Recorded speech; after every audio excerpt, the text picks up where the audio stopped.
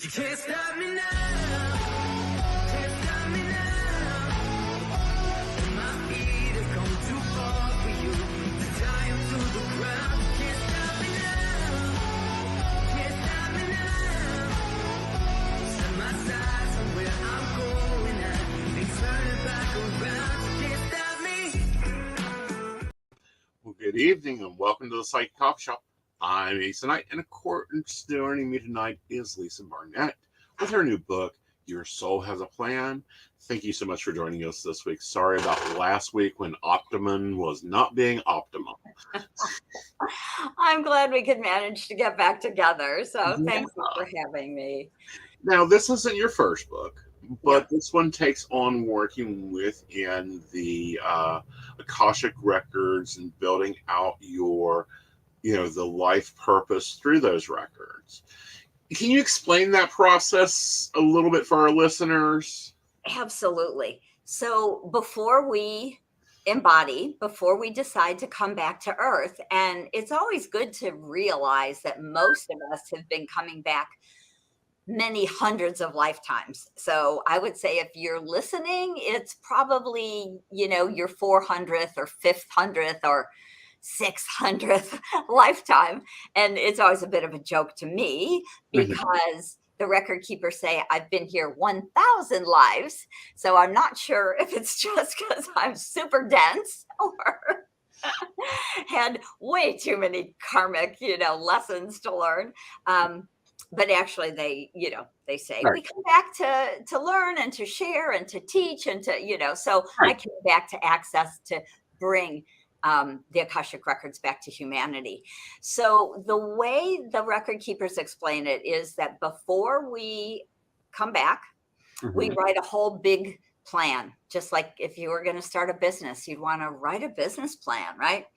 So it has soul contracts in the plan, and soul contracts can be to support each other, or they can be to learn lessons and learn and grow with someone. So many of our challenging relationships are based on a soul contract of soul growth, of soul learning.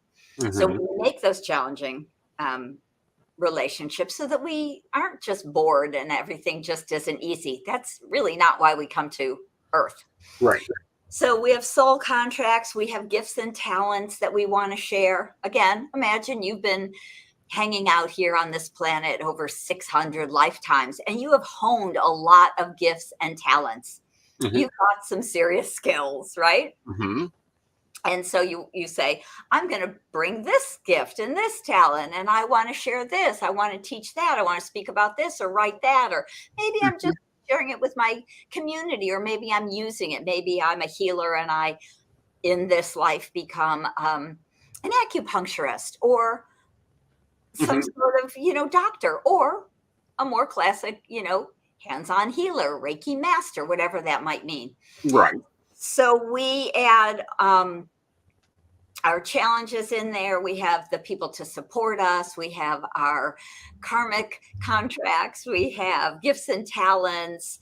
And all of that kind of rolled together creates a soul plan for your life. Now, how detailed are they? Well, I guess it kind of depends in some ways on whose records you're reading. Okay. So when people come to me and they say, do I have a soul contract with this person? Or maybe it's my spouse.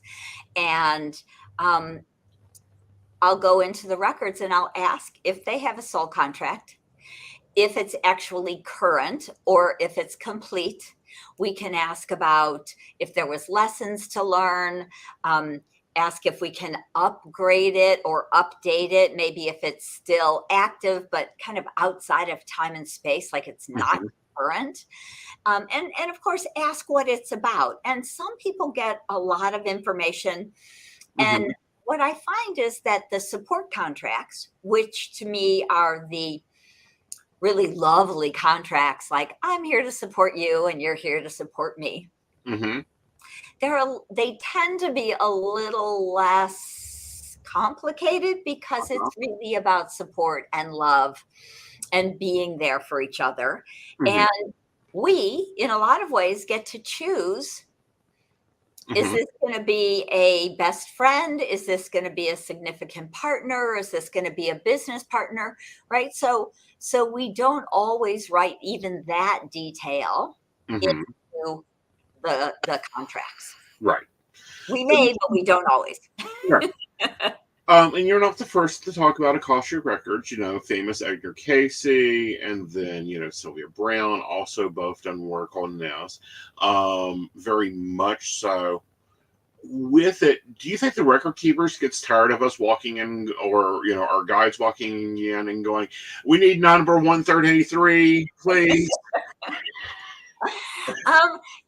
No, actually, I get absolutely the opposite. Okay. So, when the record keepers came to me about 25 some odd years ago, they literally asked me to help them to re-anchor the Akashic energy to Earth. Mm-hmm. And so what had happened was during the Dark Ages, the record keepers, these infinite beings of light, pulled the energy away from the planet so we could no longer access the Akash because it was the Dark Ages and we were using it for our own gain, right? We were just like, okay, how can I win this war? How many more people can I kill? How do I find their gold, right? Right. And so the record keeper said, that's not the use of the Akashic records. And so, you're obviously not of the high enough consciousness to access this, Mm-hmm. with integrity, with Mm-hmm. a greater purpose. So they literally pulled the vibration away, which is why most people haven't heard about it or for a very long time. Right. So Edgar Casey, I'm going to say in there, you've got a couple of the great mystics, of course, the great mystics and meditators and whatever gurus over the centuries could still access it because they were in the consciousness that could access that. But I think Edgar Casey was probably one of the first that came back and publicly started to say, I'm accessing this information. Mm-hmm. But the thing with Edgar Casey that I find interesting is that it took 3 people to access the Akashic records the way he did it, right? He went into a deep sleeping trance. He went into a, deep hypnotic trance. His wife was the one who could ask the questions and he could hear. And then he had a secretary writing everything he said. Right. Yeah. Which that wasn't the original setup. Oh, I didn't know that. Yeah, the original setup was the client would ask the questions. The problem was the clients began taking advantage of that and asking improper questions, and a record keeper got pissed. Wow, I hadn't heard that story. That is fascinating and totally makes sense, right? Because of what the record keepers say. And so they actually have said, if we cannot be in integrity in the Akash, then you won't have access any longer. So I bet Edgar was like, whoa, I'm going to lose access because these people, are asking what improper happened questions. was they were like asking about stock market and other things, and of course, when you're in that flow, you just answer. You can't filter, and all of a sudden he's in the middle of reading and comes out of it in a cold sweat and has no voice. Oh wow! Because that was an interesting thing about Egner is, he was scheduled that he could only do 20. He could only review 20 records a day. If he went over it, records, let's just say 20. That is a lot of records. Yeah, I might do 8, but that's when I'm at or even 10 or 12 at an expo. But to do that on a regular basis, wow, daily, and every time he would go over, he would have a health problem. He would either get a cold, lose his voice, because that's how he started. That was to heal his vocal cords, because they were the spiritual review of it was they were raising his vibrations to connect. So they went through physical changes. Sure. The medical was they didn't know why he had laryngitis and could not speak. But it went through this thing, and he was able to do that. But every time he went over his limit, it went bad. I mean, looking at the files, it was really like, because looking at him and his career and the PR management side of it, it's like, wow, ancient mystic come to earth. Going into it and digging into it, it's like, oh, wow. Edgar was just like us, pushing our limits, going a little faster, going a little deeper. Right. And his guys are going, we ain't doing this. We ain't doing this. I ain't having that man bitch at me again. Right. Oh my God, that's wild. I love that. That is, amazing. And, always so wonderful because, as you know, when we got on today, I was just kind of complaining about being a little overly exhausted because I'm doing so many interviews with the book. And even when I'm on an interview, I'm holding the field, I'm holding that energy. The record keepers are always talking to me. And so if I'm doing an hour and a half interview, that's an hour and a half of me sharing what they want, me to share. And often I do group healing, like on some shows and different things like that. And then I go from that into teaching a workshop for 2 hours, teaching people how to do this work, and then on to another interview. So I guess I better double check with my record keepers and get my limit number. Sure. And see, here's the thing, and it's a theory that I have formed, watched, and tested. The more higher of the other realm vibration you get, the more physical problems you have. The other part of that is that if you start pushing that muscle, it's like running too much. All of muscle. You pull this, you do that, and then you start having problems on the physical plane. Right. So please make sure you're taking care of some time for yourself. You're hitting that gym. You're drinking your fluid. Right. Yeah, absolutely. That's kind of what the record keepers keep saying too, is it's, and not just for me, but for for all of humanity. It's really very much about balance. Because especially in the United States, we're tremendously out of balance. We've gone from a 40-hour work week to a 60-hour work week, right?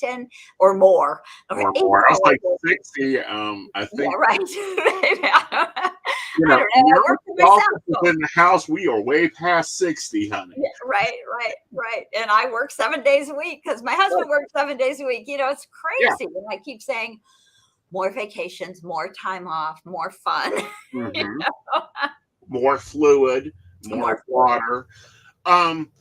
Since you stay in what we will consider the zone so much, do you find that, there's food, like you have to maintain a diet? I have always been food sensitive. So it's kind of interesting, but I was also born awake. Right. So when I was 3 years old, I realized that I was trapped back in a body. I was like, oh my God, what am I doing again? Right. That happens after 1,000 lifetimes, right? Yeah. You get to the point it's like, what? Why am I here? Right. Oh God.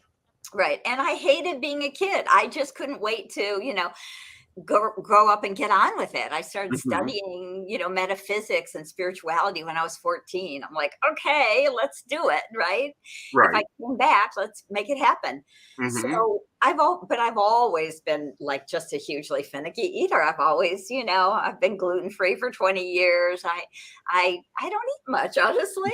I'm good with some protein. I'm shakes and kind of, So it is interesting. I think that, and I know that our bodies are really going through greater changes now, with this ascension energy, and that we're moving from a, more carbon-based body to a more crystalline-based body. And it's going to take, I think, a while, although we haven't ever done it. So who knows? We'll see. I don't know if it's going to be 5 years or 25 years, right? Mhm.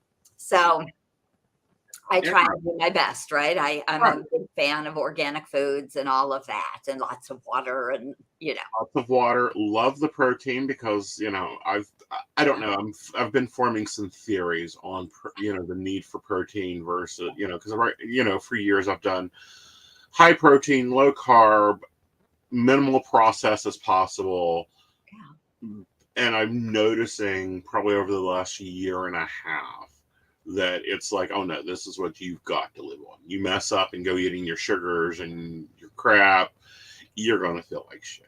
right. Yeah. No, it's a good point. And I think that the more people realize Uh-huh. that, then the easier it is, hopefully, to start to refine the food. Of course, all the processed food and all the garbage is just, your body can't process it. So you're just giving it more work and no nutrients, right? Mhm.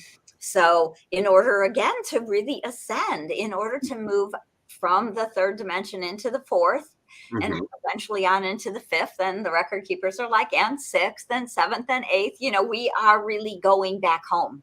Right. And that's the point, is to get there. But Yeah.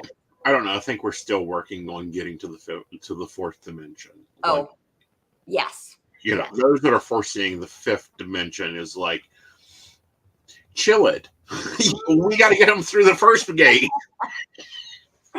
Well, I think we get anxious. I mean, not anxious, but excited. Like, Mhm. I've been hanging in the fifth, sixth, eighth for most of my life. So I'm like, oh, yay, come on, come join me here. It's so Uh-huh. much better. The water is warm, right? Right.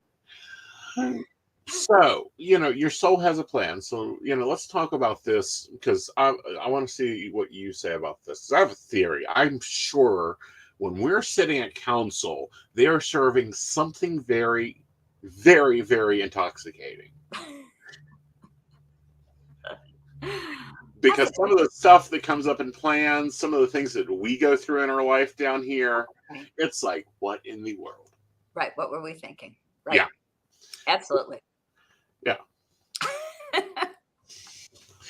So when your students, which she teaches classes, she got a new one coming up here very soon. What are some of the common responses you get there? Well, the thing that I find actually really fascinating is that when I have a client, when I'm doing an Akashic reading and healing session, or a student is, in class, comes to me and I say, your soul actually chose to be born into that alcoholic family, or that narcissistic family, or that abusive family. Mm-hmm. You would think, I would have guessed, people would yell at me, Right. But what I find is that usually by the time people are starting to access the Akashic records, they've been on a spiritual path for a while. They Mm-hmm. realize that they're not a victim of whatever that traumatic childhood was. Right. And they go, thank you. Oh my gosh, that makes so much sense. I came to help that parent I came to end abuse in the world by making the buck stop here, so that abuse is not continued, down this ancestral lineage, right? Because we know that often abuse is passed down from Mm-hmm. parent to child, Right. and on. So we step in, the light workers step in and say, I'm here to end that. And the only way I can really end it is by being that person who gets the abuse and goes on to do the forgiveness and the compassion and have a happy, healthy life going forward. Work, like, Mm-hmm. of course, no one's saying it doesn't take work and effort and time Right. to heal the trauma, but I find that we can really heal so much trauma energetically in the Akashic record, because it is part of source energy. It is part of the quantum field. Right. So it's lovely to go talk to your higher self and have your higher self tell you that.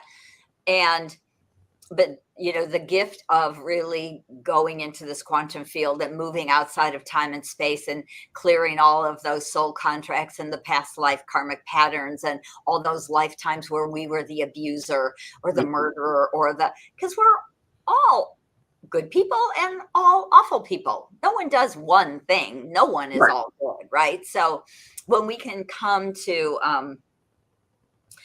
come to understand and believe that that really is the truth of who we are, that we are Mm-hmm. everything, then it's easier to start to go, well, I came in because, in another lifetime, I actually abused that soul. And I asked them to help me remember and heal and be the compassion and be the forgiveness this time, because we've been playing this game for, thousands of years. Right. And this tic-tac-toe bouncing back and forth idea of things. Yeah. And it gets, I'm sure you get the naysayers that are like, I didn't choose this. I didn't plan this. Yeah, you did.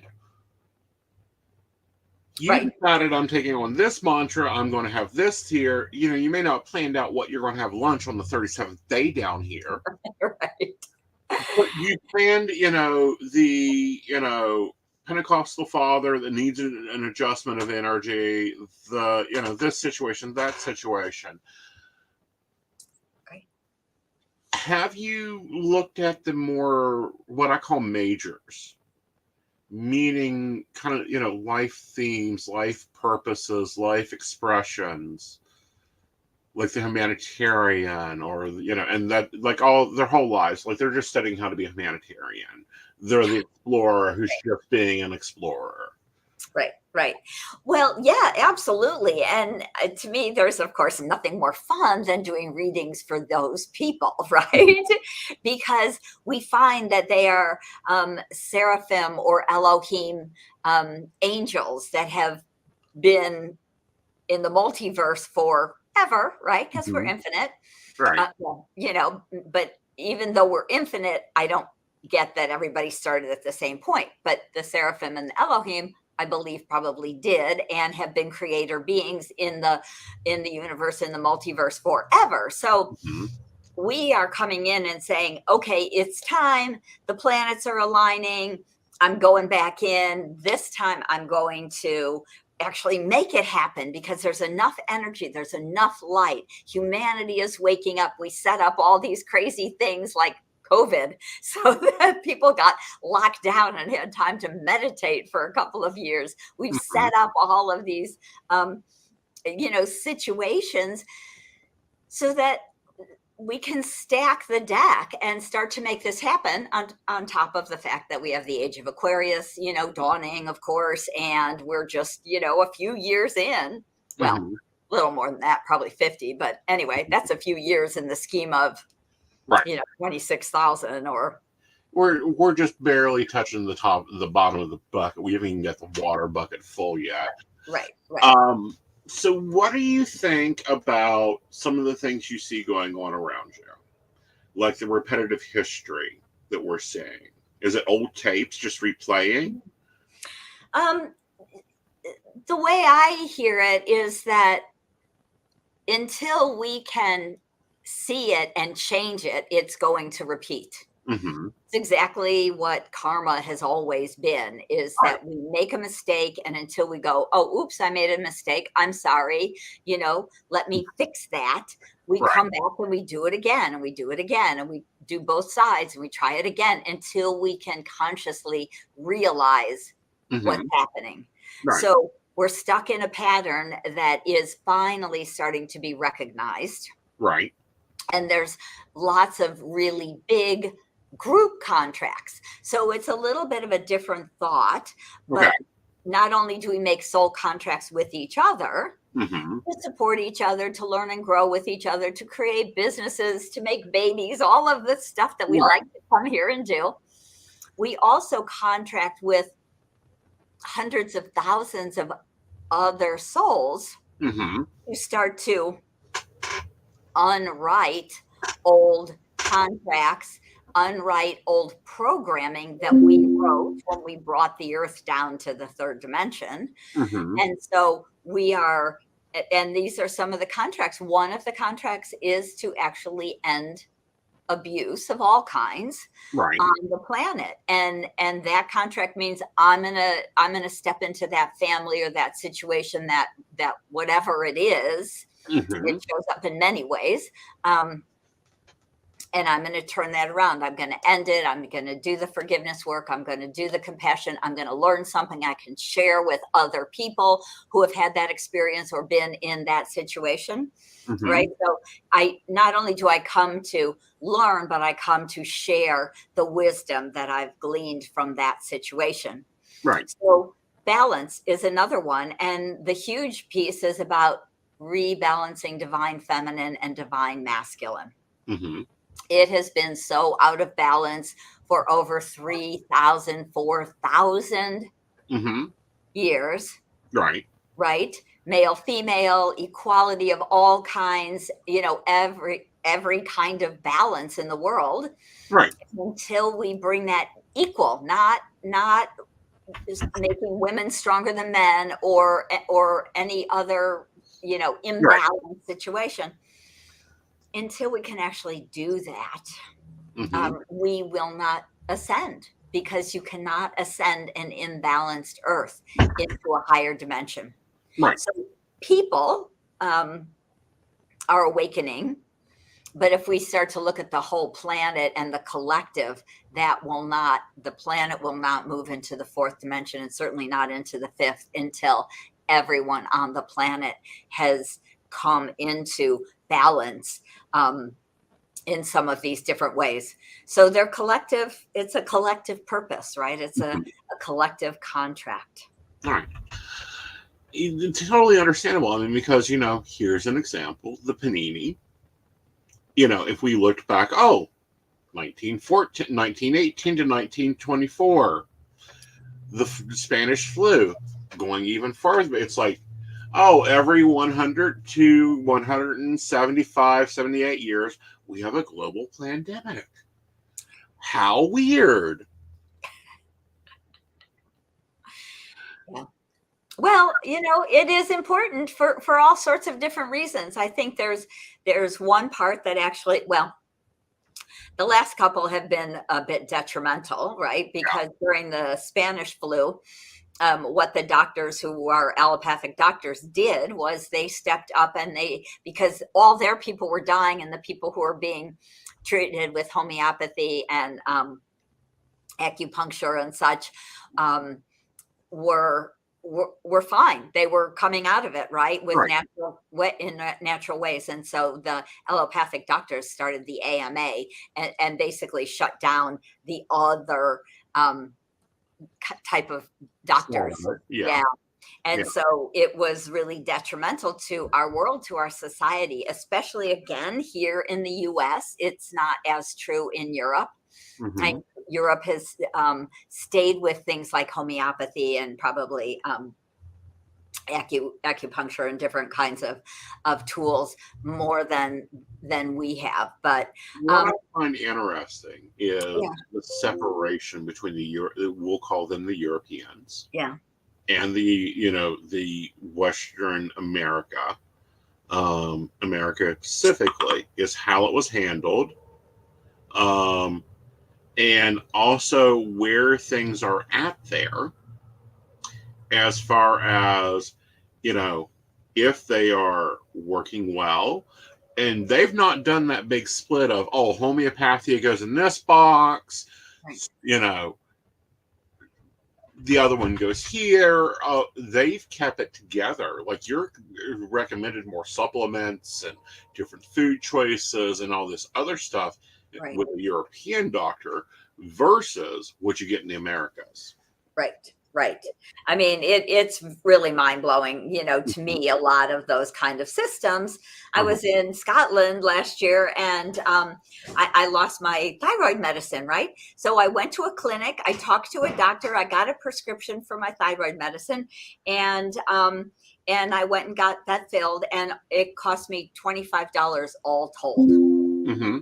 That would have cost me probably 3 at least $300 in the US, if not more, right? Right. So just those kinds of things. So the theory is that we're supposed to learn and grow from some of these experiences.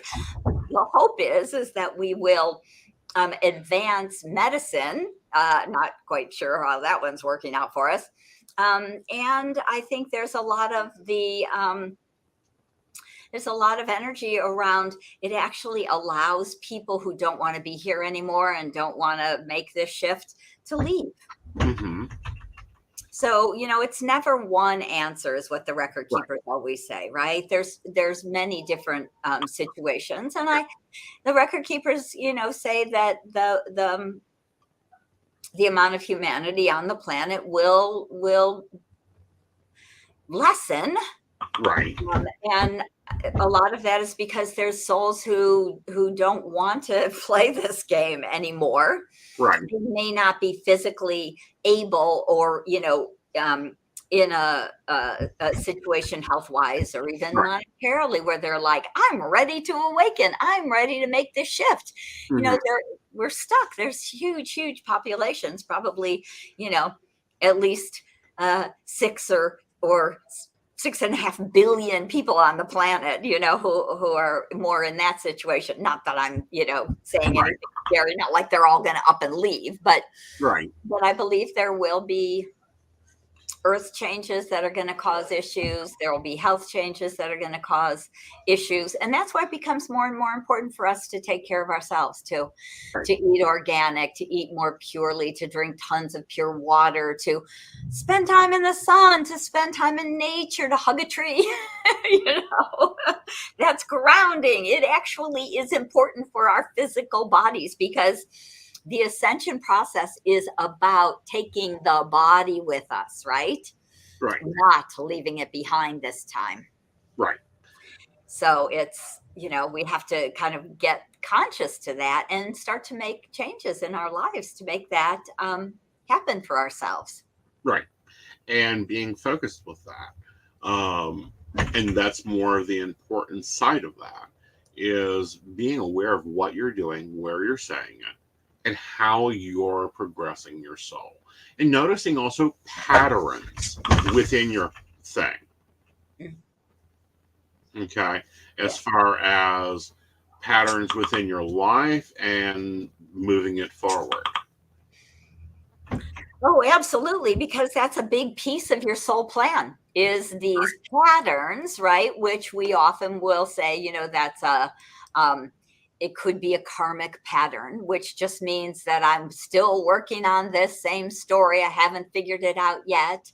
I've worked with lots of clients over the years who, like I was saying before, when I tell them that they chose this abusive family to stop that pattern from going on down their ancestral lineage, ending it for their children and their siblings and their siblings' children, and on and on, for many generations.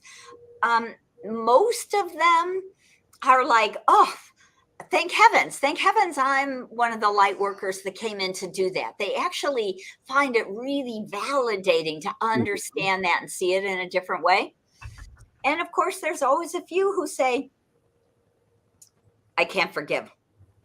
I don't want to forgive. I won't forgive. And fine, your choice. That's a big choice, but that's your choice. Thing to know, though, it's your choice. You have free will, so yes, you still get to choose.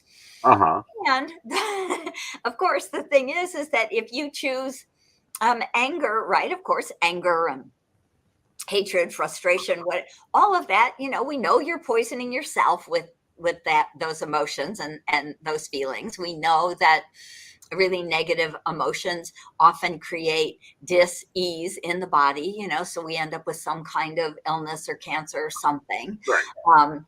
And we also know that if you don't do what you came to do in this life, you'll come back and do it again. So you have to just kind of be like, okay, I'm not going to do that. I just want to be, pissed off and stubborn. And I'll come back and give it a shot again, and maybe I'll be able to do it the next time. Right. That's why I decided to stay here. When I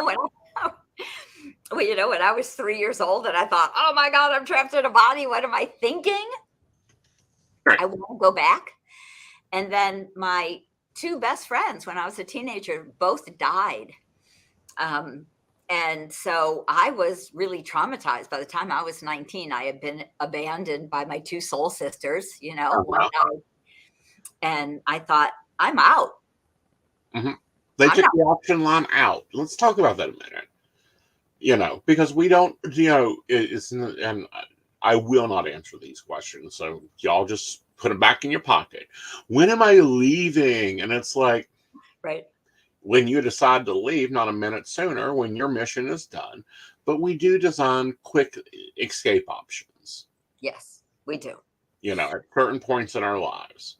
We absolutely do. So most people have something like, 5 exit points. Mm-hmm. And that means that maybe you are in a car accident and you die. Maybe everybody else is fine. And it's kind of odd that that one person died.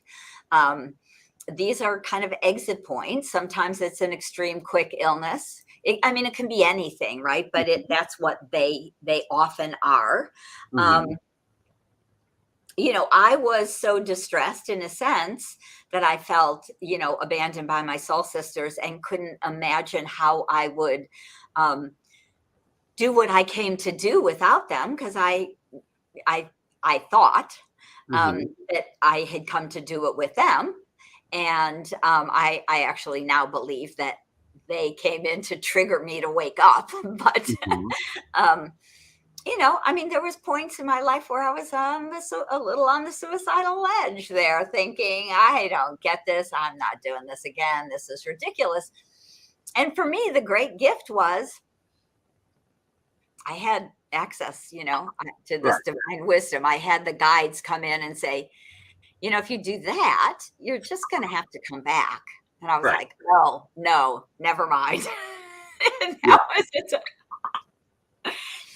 And I, it was different because I wasn't depressed and I wasn't, I was traumatized, but there's so many different reasons that, people leave, people commit suicide. Absolutely. That I didn't have. I was more a very pissed off old soul. Right. Very obstinate, and so hands on hips. Damn it, I'm not going to do this, right? So I could go. Get off my lawn, hands on hips, mood. Right. Okay, I will do it. I will stay, and I did end up, studying, but before I studied, in all of my pissed offness and all of my I went down a big rabbit hole because I was living in California and it was, the 60s and the 70s, and there was a lot of rabbit holes to fall down. So, but those were, what's interesting is I like the energy of that. Do you think we'll see that energy again of the 60s and 70s? Well, this is what the record keepers say, is that was the beginning of, that was really that first wave of the Aquarian age coming in. And we reacted, the people at that time reacted in an extreme way with, love-ins and protests. And, but there was nothing, the energy wasn't here to anchor it yet. Yeah. Right. So, astrologically, the nodes weren't set up right, and it wasn't time. It really was just the tip of the iceberg. So it wasn't time. That's an interesting question. Again, I think we might see that kind of thing again as more and more people wake up and realize we need to make a peaceful transition. And I can see us having more sit-ins, love-ins, whatever we are going to call it, right? Right. But protest and saying, we're not going to take this. We're not going to stand for this anymore in a very peaceful way.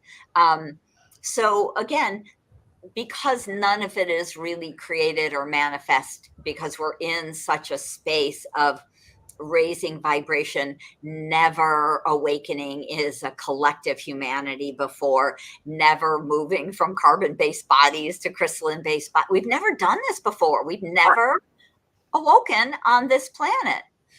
So it'll be interesting to see how we, as the light workers and souls that are here, choose to make this happen with the greatest ease and grace and peace and love and compassion. That comes with a good bit of fear there. That's been dancing around the community. And it does every time we start moving up or changes start happening. There's this big, I don't know, I almost want to call them the Ferengi side of the spiritual world. That starts popping in and fearing, and it's that, oh my, we're gonna fall. We're flying, but we're gonna fall. We're gonna fall. And it's like, no, you ain't. Right. I completely agree with you. I am so kind of anti-apocalyptic movies. I kind of laugh. My son and my husband watch these apocalyptic movies. They get a kick out of that, and the zombies and all. And I'm just like, I don't even want to put any energy in there, because I know that is not what we're doing. I know through the Akashic records, and you probably get these huge messages also, that we have shifted timelines into a positive timeline where we're not blowing ourselves up. We're not blowing up the planet. I mean, that was, back in 2000 to 2012, we were a little, fringy there on if we were going to make the jump to a higher vibrational timeline.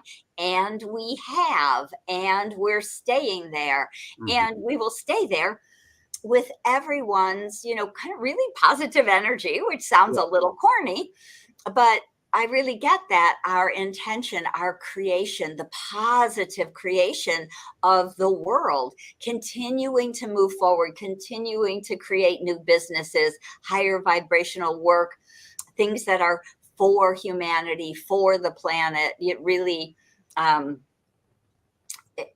purpose in so many ways. I believe there are hundreds of thousands of newer souls coming to the planet to help save us with new inventions. And so I'm excited about it. Yeah, very much so. Now, this isn't your first book. You have a number of books out there. Right. Which book is for the beginner, the one just waking up? Well, your soul has a plan, which is, let me see if I can do that. I guess that, there you go. Totally for the beginner. This is the first book. I wrote it last, but it's the first one. Okay. So that, and then the second book, I actually wrote second. It's called From Questioning to Knowing. It has 73 healing prayers that I've channeled from the Akashic records. And so it's a great kind of next step into, now I'm understanding this. There's prayers to clear kind of, family energy. There's prayers to clear shame and blame and guilt and judgment, and there's 73 prayers to clear just about There's everything. a lot of work, when you've done as many trips down here. You get a lot of souvenir stuff. Right. Right. So From Questioning to Knowing is the second book to read if you're just starting on the Akashic journey. And then there is The Infinite Wisdom of the Akashic Records, which is kind of a short how-to book that can guide you into accessing your own Akashic records. Although, I always say people read the book and then they come and do my live, 16-hour workshop, because it's really very deep work. And certainly, I'm sure you could pick up the book and read it and get it, because you've been in this world for, probably almost as long as me, 25, 30 years, right? Right. But for newer people who are not already psychics or channels or anything else, really having a teacher or somebody to guide you and to hold the energy. A lot of it's very much about holding that space of the Akashic field so that the student can slip into that using Mhm. the vibrational keys that I teach. Right. Now, you brought up the class. I've put out the ad for it, but tell us about that.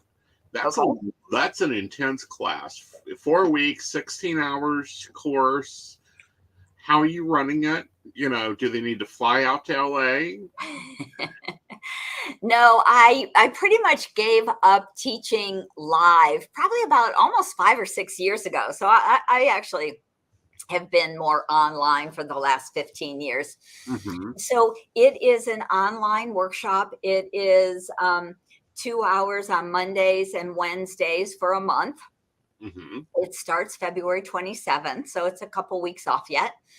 I When you sign up, you'll be able to download about a 45-page manual. So you have that in front of you.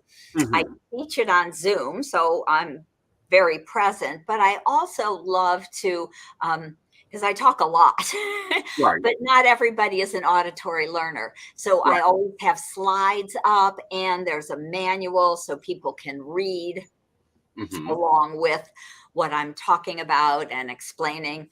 And we literally go through and I teach you the 5-step wisdom prayer system. I walk you through it. We start to practice it. And I teach you a variety of Akashic tools to help to be a great, the sovereign of your energy field. So to Mm-hmm. be more grounded, to create a rainbow shield, to be able to move people out of your space so you can be the sovereign of your physical body and energy field.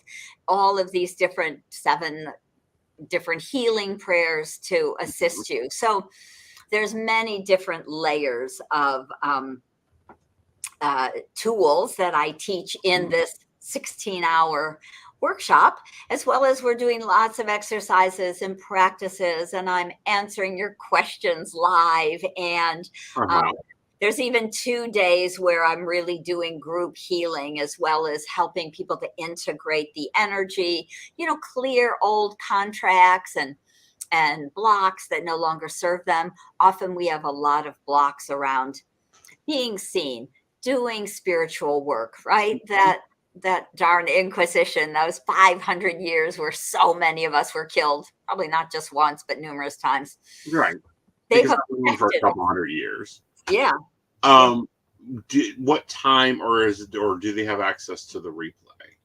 Both, absolutely. So it'll be live from 11 a.m. to 1 p.m. Pacific time, right? Mm-hmm. So, and then everything is recorded and will be available in a folder for people to, watch. So I tried to pick a time that works, in a lot of areas around the Right. world, but nothing is ever perfect. I don't think Right. that's so great for Australia, but it's good for Europe and the US and Right. And then, but also, they're able to like go back and rewatch or, work through something if they're having a struggle with it or, that type of thing, which is amazing.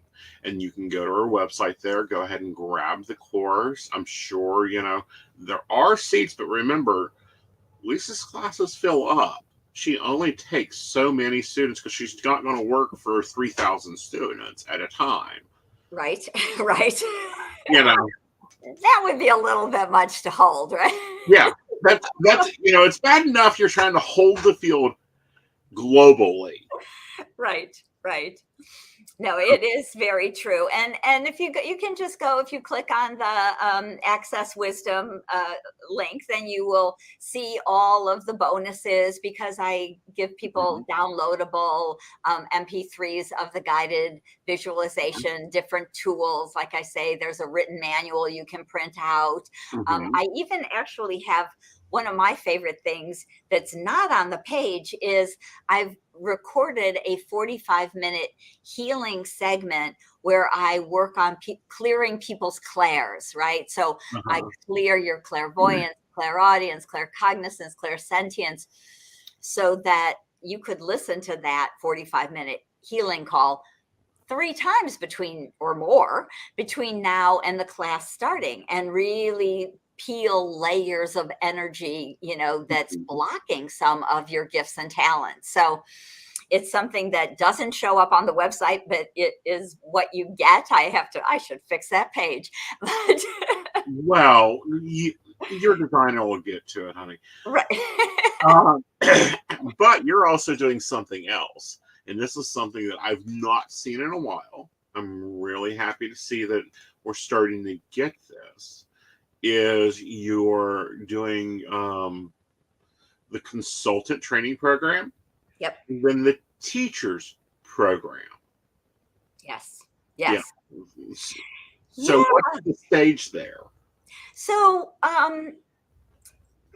because I've been at this for, again, a very long time, and I kind of hate to date myself, but I do all the time anyway. But, 30 years ago, when the record keepers were like, we need your help bringing this back to humanity. We pulled it away. Now it's time.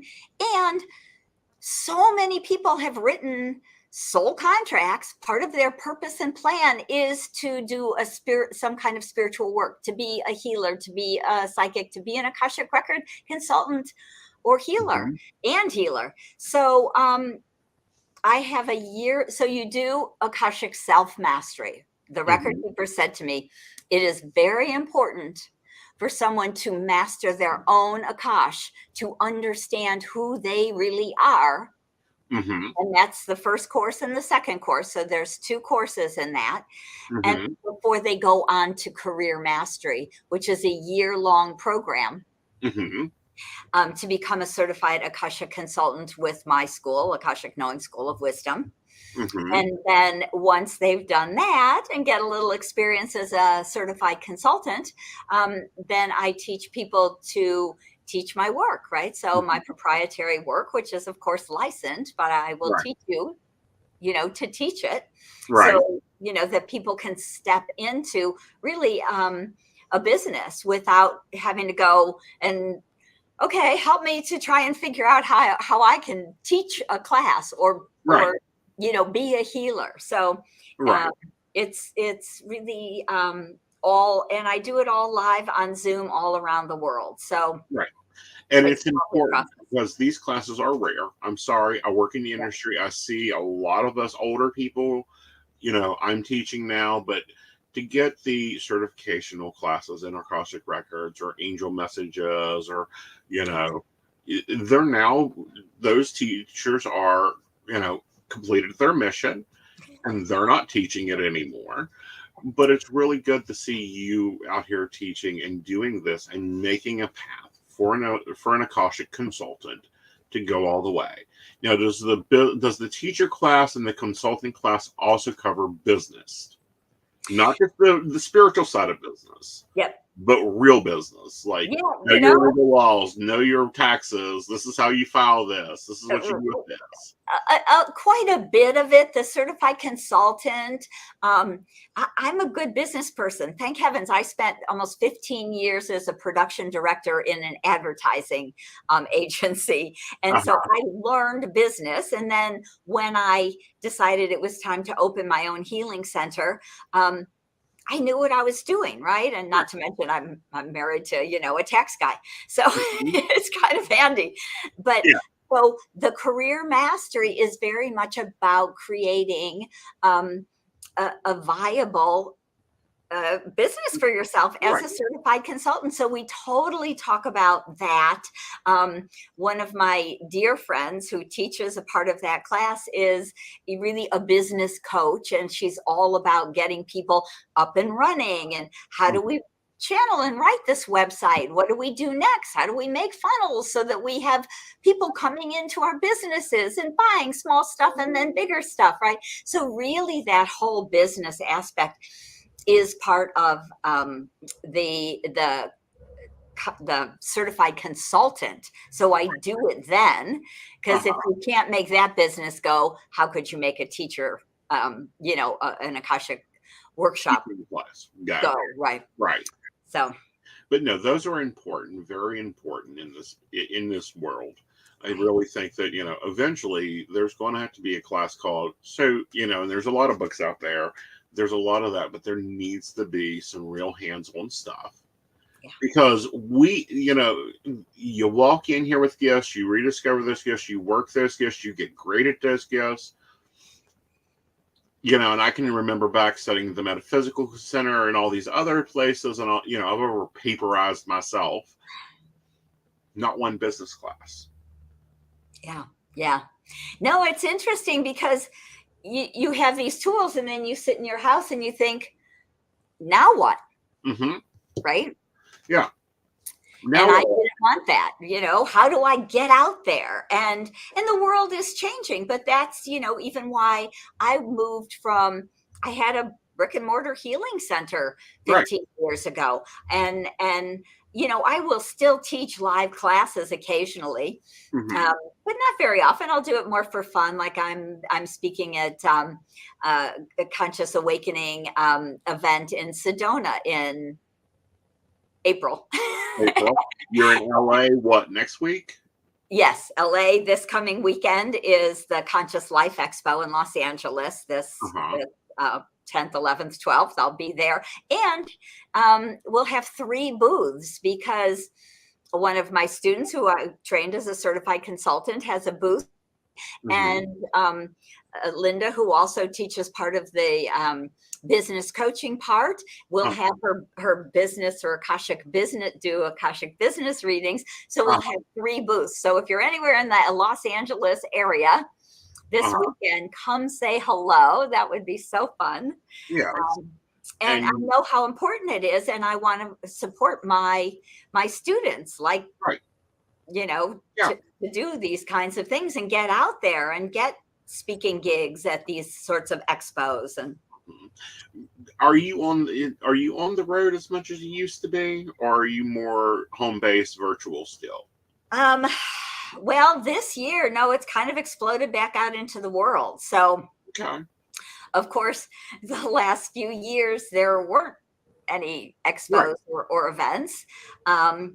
And this year they seem to be coming back, and I'm showing up because I kind of miss people. I miss it. So I've got, right now, I've got a lot of events all year long. So, you know, looking forward to that. I've got another one coming up here. I live in Northern California, so there will be one, you know, here in April. And, you know, so just lots of things going on. And, you know, I'm excited to be out there. And of course, I do a million things on Zoom also. Well, yeah, you know, but, you know, I always kind of look towards, you know, the California group as seeing how the community is, because, you know, there was a lot of talk about the metaphysic festivals, all those not coming back. There was also a lot of us that have said, no, if you want me there, you'll invite me. I'm not going to be schlepping across this country 52 weekends a year to making everything work the way it is. So I was just wondering how the California side was doing and how you're doing, because you're super busy. You're everywhere. But most of it, I have to say, the great gift here is that a million summits, you know, on Zoom, online, tons of stuff doing that. I was at an event which was a little bit more of a business meeting, a group of people that I dearly love, very spiritual leaders kind of business meeting. And it was small. It was very small. So, I mean, small is in less than 100 instead of, you know, 150 or 200. But the thing I know about Conscious Life Expo in LA is the booths were sold out back in like July or August. Sold out. This whole huge venue sold out. I was there last year and it was kind of quiet. I mean, I do great and that's perfect anyway. But it's going to be back to a mob scene this year. So and, you know, we'll see. Yeah, and I'm hoping you take an extra handler this year. Right. I'm down one of my helpers. Oh no. I know. I should try and rally and get some.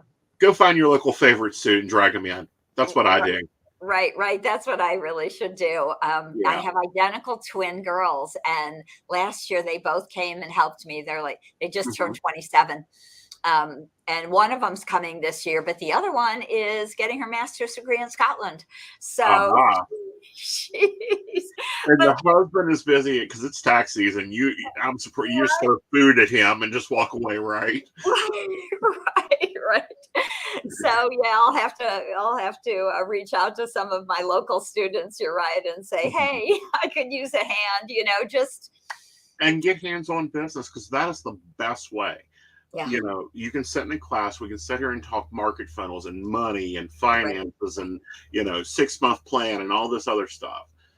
But taking somebody that has just learned how to do all this and throw them in as a handler.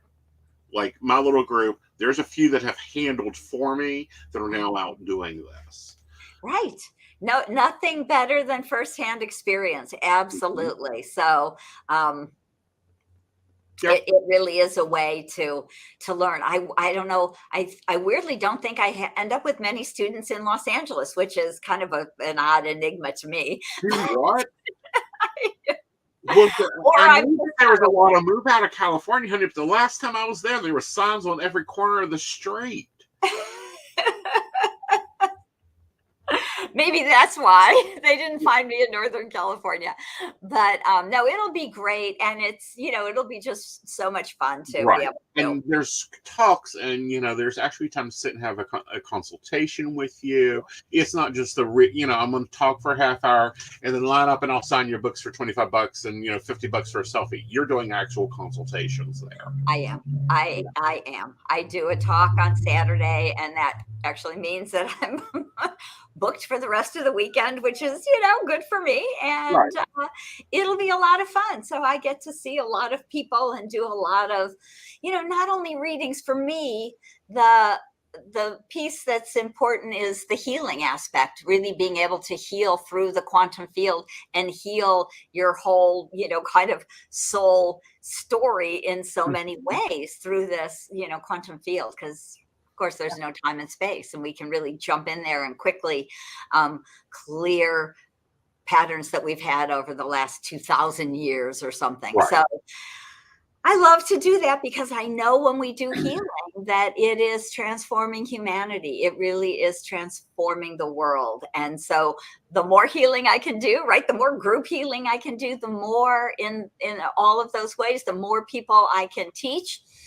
It helps you to raise your vibration, right? Mm-hmm. Hang out in source energy, see the bigger picture, change the way you see the world, make new choices. It's very profound when you can spend time in your own Akashic record and see the world from that beautiful divine energy.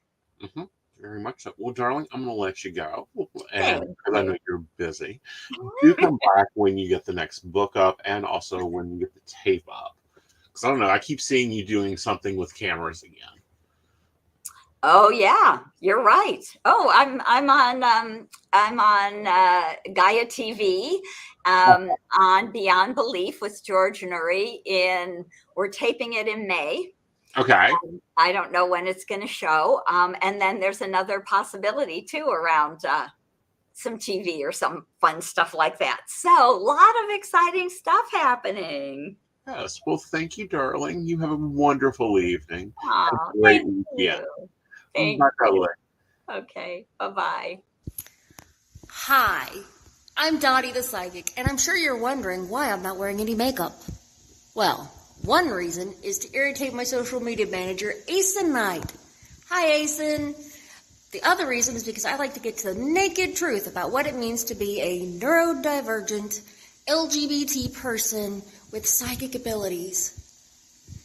I've got vlogs, blogs, and podcasts and videos all related to trying to live my best life and helping witches and bitches do the same thing. So, you can check all that out and get a reading from Dottie the Psychic at dottieethepsychic.com. Safe travel and much profit to you. Do you have a cute pet? We know you do. Each week, Tracy Van chooses from submitted photos a featured reader for her Facebook page and provides a tarot reading. Your adorable pet cat, dog, rabbit, goat, chicken, snake, or more could be her next featured reader. Visit tracyvann.com, TracyVann.com, and click Featured Reader to submit. We look forward to seeing your pet next.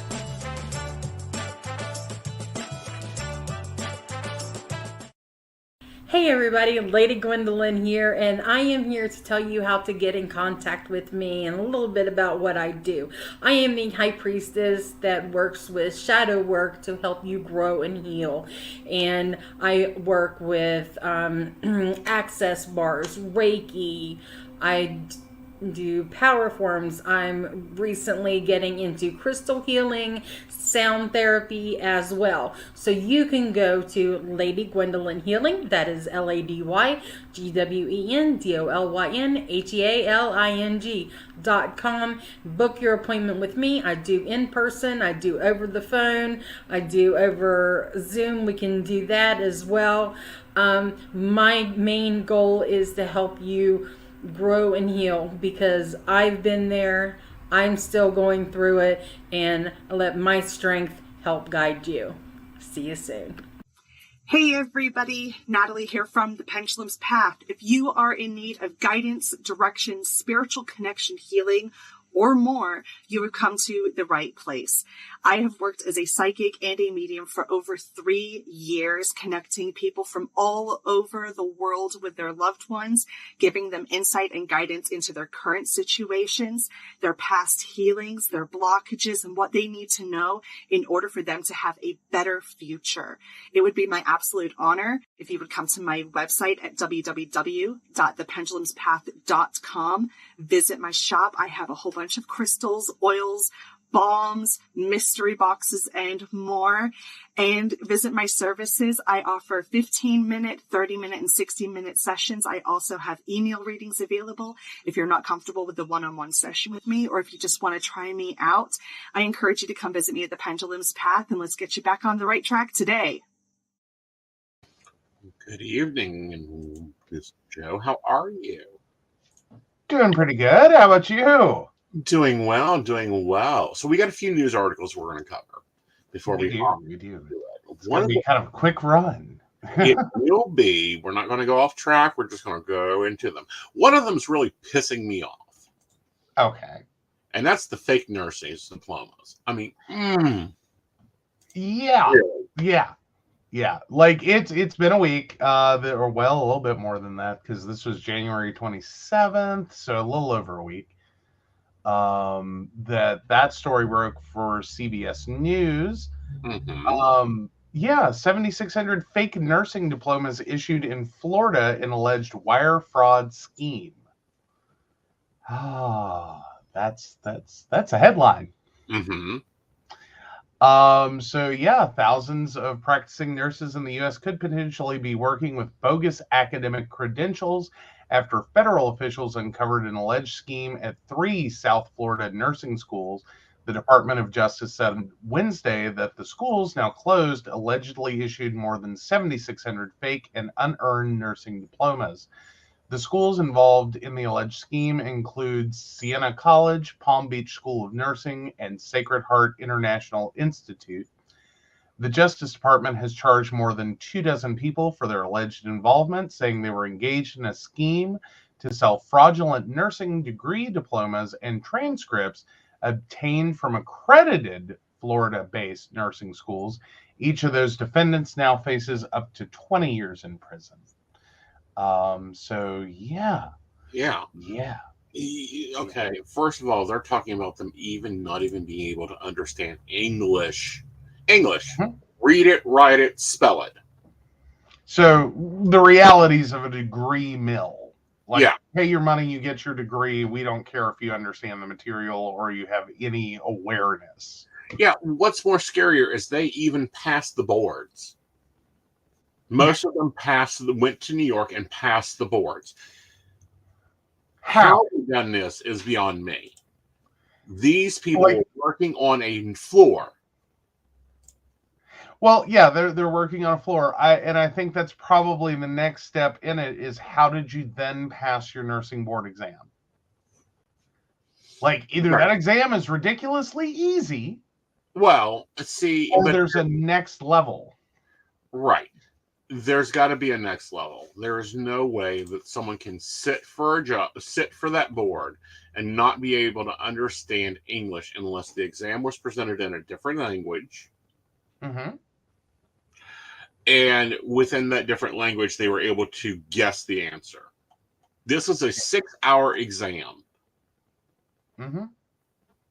Well, but that kind of, I mean, if you obviously could not have gotten through a nursing degree program in the U.S., most likely. Right. Because I'm assuming right. that a fair number of U.S.-based schools do not have a massive level of teaching ability for a variety of languages. Right. I'm guessing. I'm guessing. I know most colleges require you to have English language proficiency. Mm-hmm. I'm assuming that a nursing school, even if it's unattached from a college, right, it's going to be even worse in terms of I need support for foreign language. Right. Like if you don't speak English, I can't help you. Right. Maybe if you speak Spanish, they can help you. Mm-hmm. But I think that their biggest first step would be like, and we're going to put you in English as a second language. Right. Like, go do the English as a second language. Then we'll focus over here.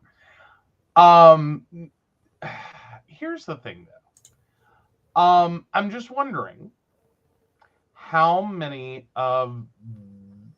Is there a possibility that some of the people that were using this program may have been nurses in a different country, which allowed it to kind of, as in it looks really bad, but they have the skills and training. No, they may not have English proficiency, but they have a general understanding of the nursing field. Or is this like, hi, turned 18, I don't know nothing about nothing? Most likely, if they were able to pass a board, then they've had to have some nursing skills in other countries. The problem being, though, is you put them on the floor, the charts are in English. The orders are in English. The patients speak English. Like the complications that could have and did occur or more than likely occurred. Yes. Yeah. Well, in addition, and that's just for those who don't even speak English. Right. But then I wonder what percentage of those that don't even speak English makes up that 7,000 and change of people that got fake nursing degrees. But then you go, okay, fine. So you have a little bit of nursing ability, and let's assume some proficiency with English. Right. Okay, are we really at risk? Not saying anyone should do this or that it's a good thing or whatever. If you have a little bit of nursing training and you have and you at least have English proficiency. Right. You passed your boards. You're technically considered as good as any other nurse who showed up and didn't do anything. Right. But showed up to class at a real legitimate place, took all their classes, did all their tests, blah, blah, blah, took their nursing board, because getting the nursing degree does not necessarily, it doesn't confer the ability to be a nurse. It just is the prerequisite before you go for your nursing board. Right. What are the risks there? if you have nurses on the floor that have at least enough knowledge to pass the board, though they did not sit through those classes. I mean, it's a total slap in the face to everyone else who did it the right way. I find it very dangerous, very problematic. I think that it's very much a total issue. And it's very dangerous. And I went over to the Times, and it lists out the facilities that had these nurses on the floor working. Well,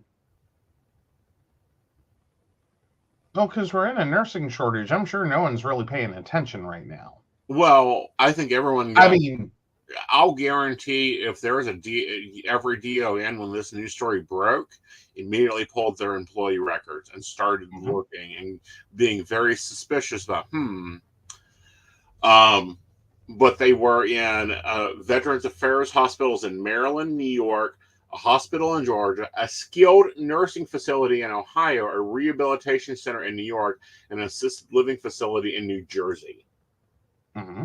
Is where the ones that they have been able to locate that they know are fake. Because that would have been quick and easy, because just look for these 3 school names. Yeah.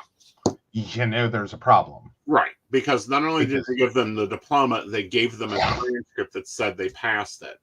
It only looks like 37% who bought the fake diplomas, or about 2,800 people passed the exam. Okay. So 7,000 got the diploma, 2,000 passed the exam. Right. Which means there was 2,800 fake nurses on the floor passing out and caring for and distributing medication. That's yeah. Yeah. I am still having this moment of like, because I know you had to, when you were in nursing school, have that one person, because every class has that one person that you're just like, oh my God, I cannot believe you exist. That passes, that then goes on, if there's a professional certification, as in like a nursing board, inexplicably passes it, because you're thinking, well, that'll be the thing that knocks them out of this, and at least we'll never have to worry about, nurse can't stick an orange without stabbing someone, doing a blood draw. But they somehow get it. They pass. Is that really as bad as that person, though? Yeah. Or worse than, I guess I should say. Okay. Let's take it over to your profession. Okay. Now my profession's fun. Yeah. It's fun. Right. So they have someone get a informational technology degree, and the government hires them to handle medical record security. Okay. They basically sat there and look busy on their computer, but don't do it. Because all they're doing is updating plugins, and maybe they're doing a little email search. How risky is that security of those medical records? Well, fundamentally, you're not doing the job. Yeah. Like at all whatsoever, you're nowhere near doing the job. Right. Because, and that's why I said my career field's interesting. Yeah. And within my career field, there's not a lot of respect for people who go get the 2-year associates, especially if it's the correspondence class, the ITT, there's a few different schools. And I believe ITT is attached to Florida, isn't it?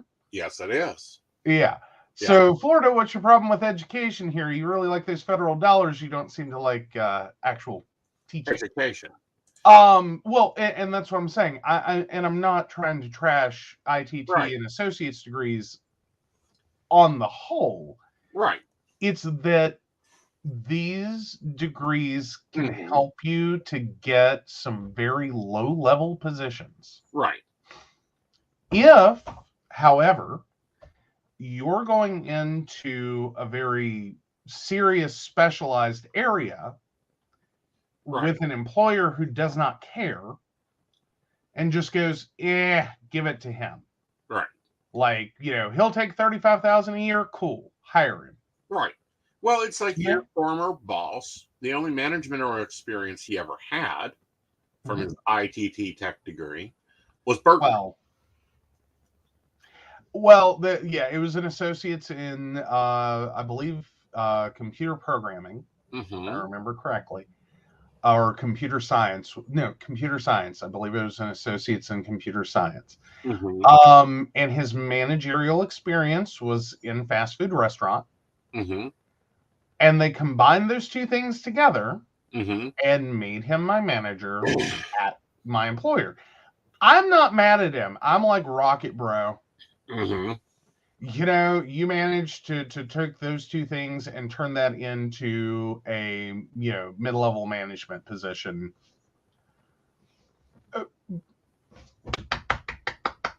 Right. Congratulations.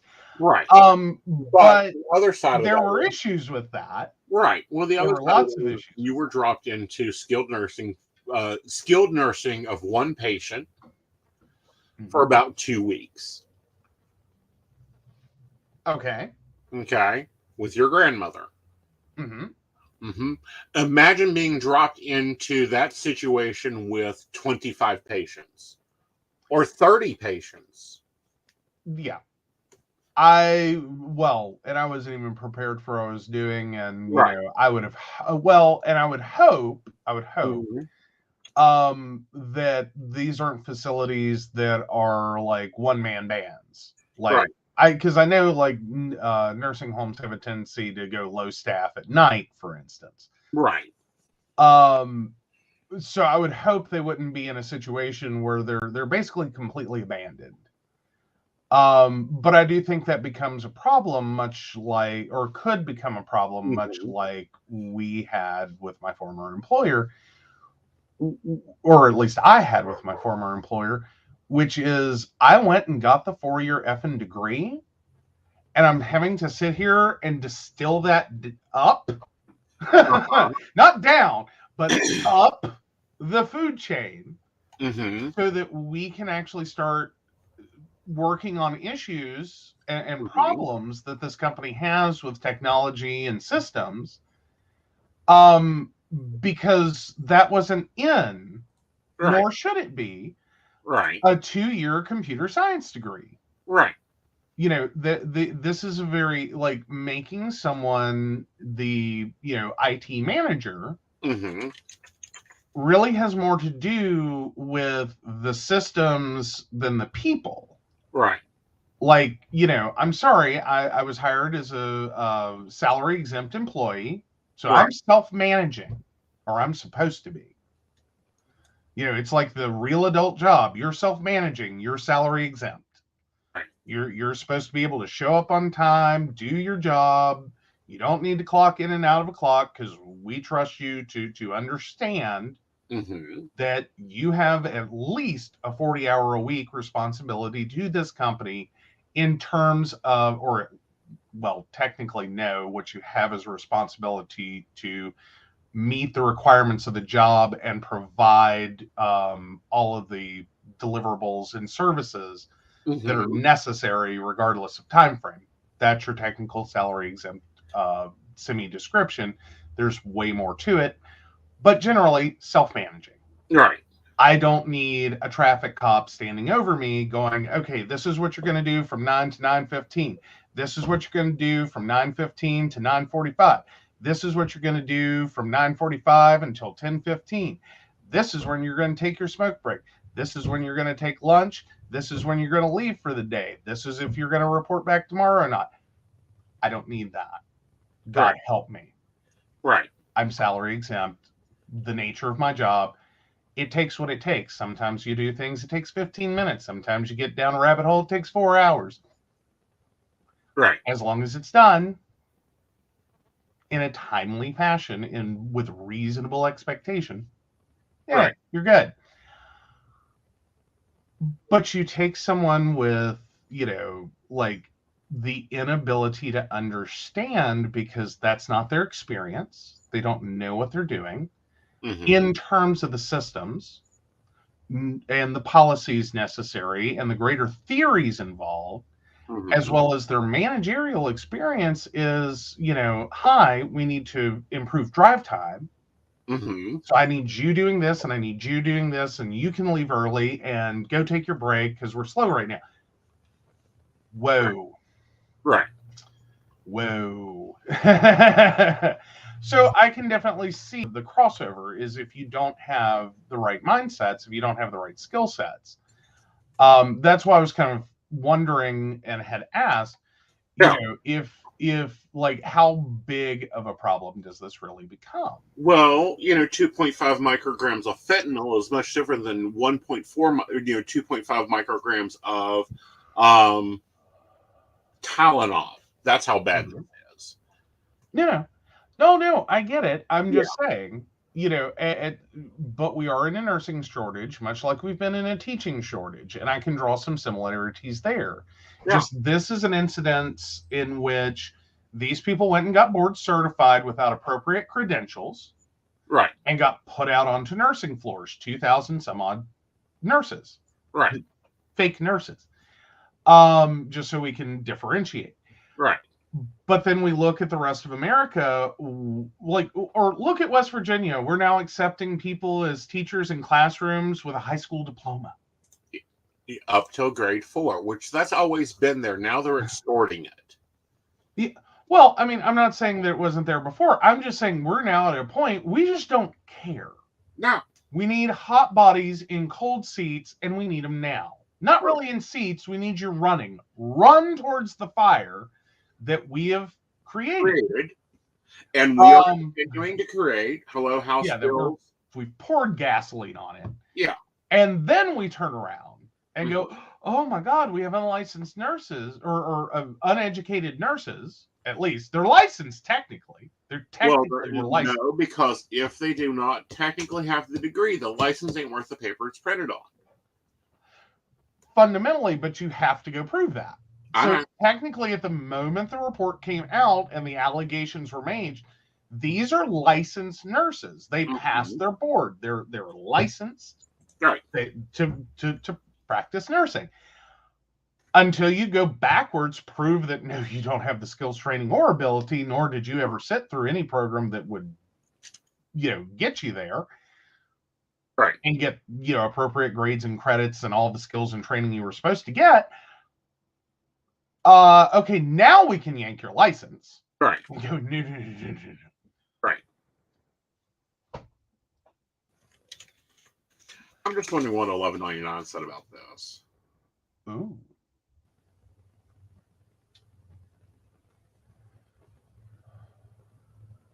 But no, I just wonder how many other nurses these people are working with that are like, okay, I basically had to train that one. Right. Like, not normal, like you went through the entire nursing degree program and you got taught some bullshit. Because, I'm sorry, every degree program has some bullshit that you get taught.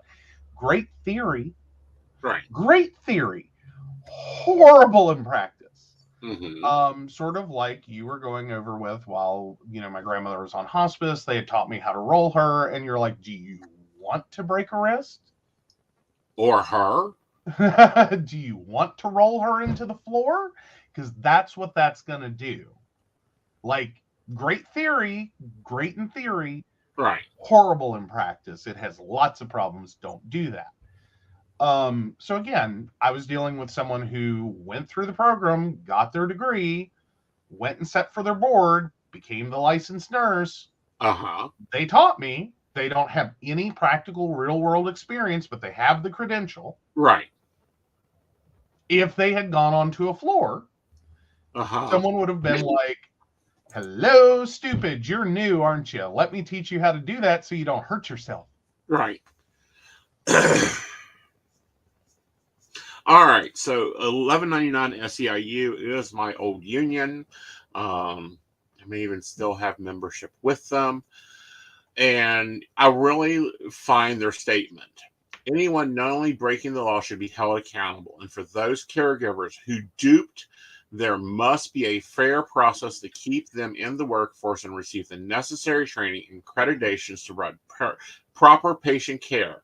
To attract and retain quality health care, they must be provided proper pay, protection, safe staffing levels, and respect. How do they? Okay, here's the bigger question or side question: is how do they get duped? They got Like, they duped the system. well, I'm thinking the nurses did. Like, how? Like, a reasonable person, Right. because this sounds like you send your money and you got a degree. Okay, reasonable person knows I didn't do shit to do this. Right. Like, I didn't sit in class for a year or 2 years or 3 years or whatever. I didn't, have to go show up and do things and listen to a teacher and, do some practical application and spend time in a hospital. Uh-huh. But what they're talking about is the ones that came in that were apparently there's about 1,500. The operators of the bogus institutions put patients in further danger at the time when our healthcare system was highly stressed due to critical staffing shortages. They took advantage of the community of healthcare workers, largely immigrants seeking to improve their skills and have their abilities to provide care. Workers who may have come from countries where such fees often are associated with legitimate certification processes. Okay. So are they more so alleging that, like, there's some nurses out there that came into this and they knew what they were doing and they did it to get a job? And then there's others Right. that were basically, recruited, Right. groomed, told to pay the money, you'll get your degree, then you go sit for the board, and we'll tell you all the answers. And we'll tell you all the answers. Oh, God. Yeah. So what they That's did was even worse. say that, we'll take a country that exports a lot of nurses and nurse aides and med techs, the Philippines. And they are LPN, CNA, SCNA, MAs in the Philippines. They bring them here. They say, pay us $15,000 and we'll get you through the licensing process here. They teach them how to take the board. That you don't mix bleach with cleaning solutions and whatever to get them into RN status when they're not RNs. That's the big problem. Is their CNAs, their MAs, which for those are medication assistants, meaning that they are tasked with helping patients manage medication that CNAs can't do. Some states have them, some states don't, but they push them into fake degrees and they think they're doing their job. Okay. So this sounds like a much bigger ring. Yeah. As in, you have to know because this is human trafficking. Right. You might as well jump back to the 1700s, throw a boat into the mix, call them slaves, put them on it, ship them over, demand their money, because I'm sure for most of them it was everything they had. Right. Or could get their hands on, like it wasn't just high. Right. And then you turn them loose because you don't do that. Like it's not like, high slave trade in the US that we just went to Africa and went, it'd be fun. You know what would be fun? Well, see, let's round up a lot of people, put them on a boat and send them to the Americas, and then we'll see what they do when they get there. Right. No. There were people who had a need. We need fucking people to work this damn plantation. Hi, I need someone to go work these fields. Right. Okay, so you have hospitals, hi, plantation owners, on multiple levels. You have a plantation owner at this point who goes, hi, I need people. Right. We have a nursing shortage, have you noticed? We've had a nursing shortage. And then this goes one more level, and you have a hospital, you have medical facilities, nursing facilities Mm-hmm. that are all on board with this. Right. They're like, I don't care where they come from. I don't care how you do this. Right. I need you to put butts on that floor. We have to have them because state regulations require us to have this many people. But this, looking at it from the 1199 perspective, which is not being covered in the news, is a bigger thing. And when I mean that, you have to understand that when a nurse is in the Philippines and they want to come and they're being recruited by the agencies there to come work in the United States, they have to pay their agency. Okay, so they've had to pay $15,000 American dollars for this fake diploma that did not prepare them or give them the knowledge or skills to work in America. Yeah, it's a rubber stamp. It's a rubber stamp. All they trained them to do is what we're doing with our students in school, pass the test, and sent them to New York, which is the easiest nurses board to get, and they knew it. Okay, like it has. Good God, this is so it's layered. So we just backing up for everyone there. All right, so we're recruiting people that from a impoverished country. We are bringing them to the U.S. to get a rubber stamp degree from a fake school. Then we're busing, flying, whatever into New York to take the simplest nursing board in the 50 states. Right. And then they leave there and get back on a bus and get dropped at a hospital waiting for their approved test results. Well, you'll have the results within a week. And then at that time you're considered GN, GLPN, so you can work the floor for up to 6 months. If you don't, you have 6 months to pass your boards. But the current rate for nurses on average per hour is $30.39 per hour. They weren't making anywhere near that, were they? No, they were making minimum wage. No. Oh, okay. No.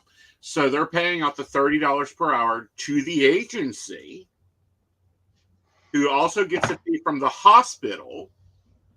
And then the agency takes their cut of the money. So let's say they take, 50%, which puts us more. Or more. I've worked for staffing agencies. I got billed out for $21 an hour. I got paid minimum wage. Right. But anyway, yeah. So let's say that they are paid minimum wage because it's in the U.S., so they have to keep their accounting right. Yeah, you don't want to get shut down for wage and labor. Right. All those fees, however, gets deducted out of that minimum wage. So that nurse could be earning $2 an hour when it's done. Yeah.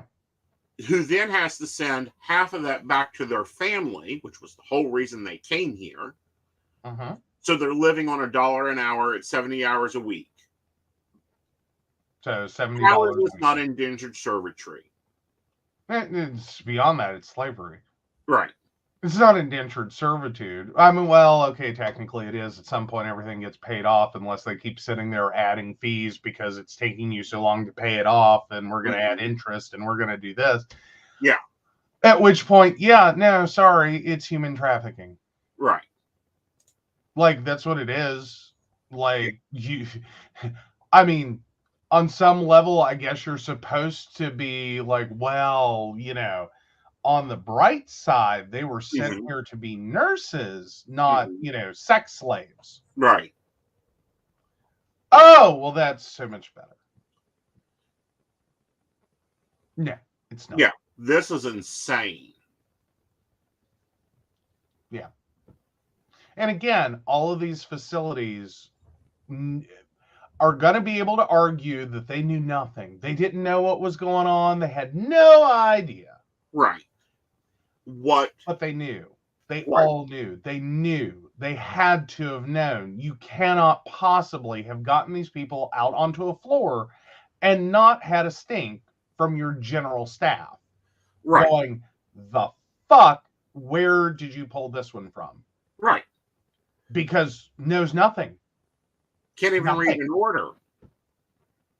Doesn't speak English, doesn't know what they're doing, about killed 3 people.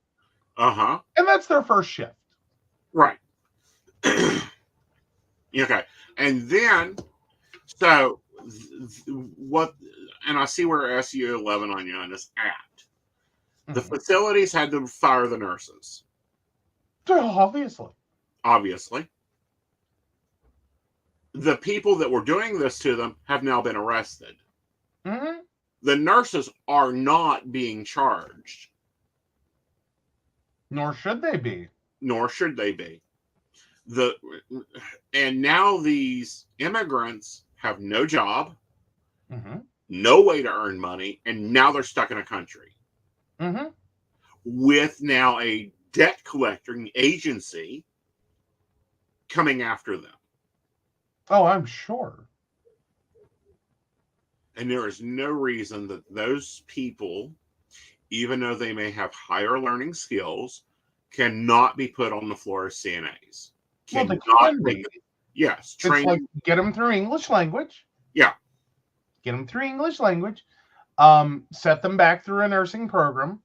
I know a fair amount of it at this point is going to be, high. Like, I already know how to do that. Great. I figured it out with some duct tape, spit, and a prayer. But And I already know how to do that. You how to do it. Yeah. But the other part of that is there's now these facilities are got their cake, and now they're abandoning them. Oh, of course. And the medical boards in New Jersey and New York and everyone else is blacklisting them or deregistering them, so they can't work in the field. Not that I'm saying that's what should happen. I'm just sitting here going, understandably, like, it's to be expected. That's how they're going to respond to it, because they think the people are the problem, and it's like, the people are not the problem. Yeah, it's been clear. There's people who are the problem. Yeah, but no, I could see doing that until they can prove that they have gone through the program. No, they're not letting them do that at all. They're blacklisting them. This is a nightmare. Yeah. This is a situation where the medical board needs to chunk up their ass. Well, everyone needs to take a breath. Yeah. And it's like, figure out who the villains are, because it's not these nurses. These nurses, granted, ended up in a bad situation, right? But it's like looking at a 14-year-old who's been forced by a pimp to spread their legs and calling her a prostitute. She's not a prostitute. She can't even consent. Right. It's rape. You can't, like. And in an analogy, right? These are not people who willfully did what they did. Like, they tried to go. They got suckered in. They got recruited into a nightmare. Right. An exploitative nightmare. Right. And it's not that none of these nurses have the ability to be nurses. I mean, I'm sure some of them are actually probably better. Right. I mean, granted, learn the hard way. Right. But, there's a whole list of things they'll never try again. Right. And yes, this was very dangerous for patient care, but it doesn't mean they cannot go on. Right. Like, and should be disallowed from it, because they're not the one that created it. Right. They're the one that got suckered into it. And like, here you go. We have a whole process, and we're just going to bounce you around and, get you through an easy program that no one's going to care about. And then we're going to take you up north run you through the easiest state board we can run you through, and then we're going to dump you in the surrounding metro where you can easily transfer that brand new license to another state health board or has a reciprocity agreement. No, if you work in a state, you have to have a license. I know, but I was sitting here going, I don't know if that's they don't have border. Well, but what I was saying was there's effectively a moment where it's like New York, New Jersey, Pennsylvania. It's kind of all right there together. It's like if you're I don't know if they would have any leniency there or a way to just be like, look, you're a licensed nurse in New York. Mm-hmm. You have 3 months. Jersey's right here. Right. You still have 3. You can work there for 3 months, and you have to then take the board for New Jersey. Okay. You have to be licensed in all 3 states. There's no border crossing allowed. It's like it's rare to even get a border crossing for that. But no, now we have people that have worked through COVID. And yes, hello, you hear people talk about PTSD. Our nursing staff has PTSD. Mm-hmm.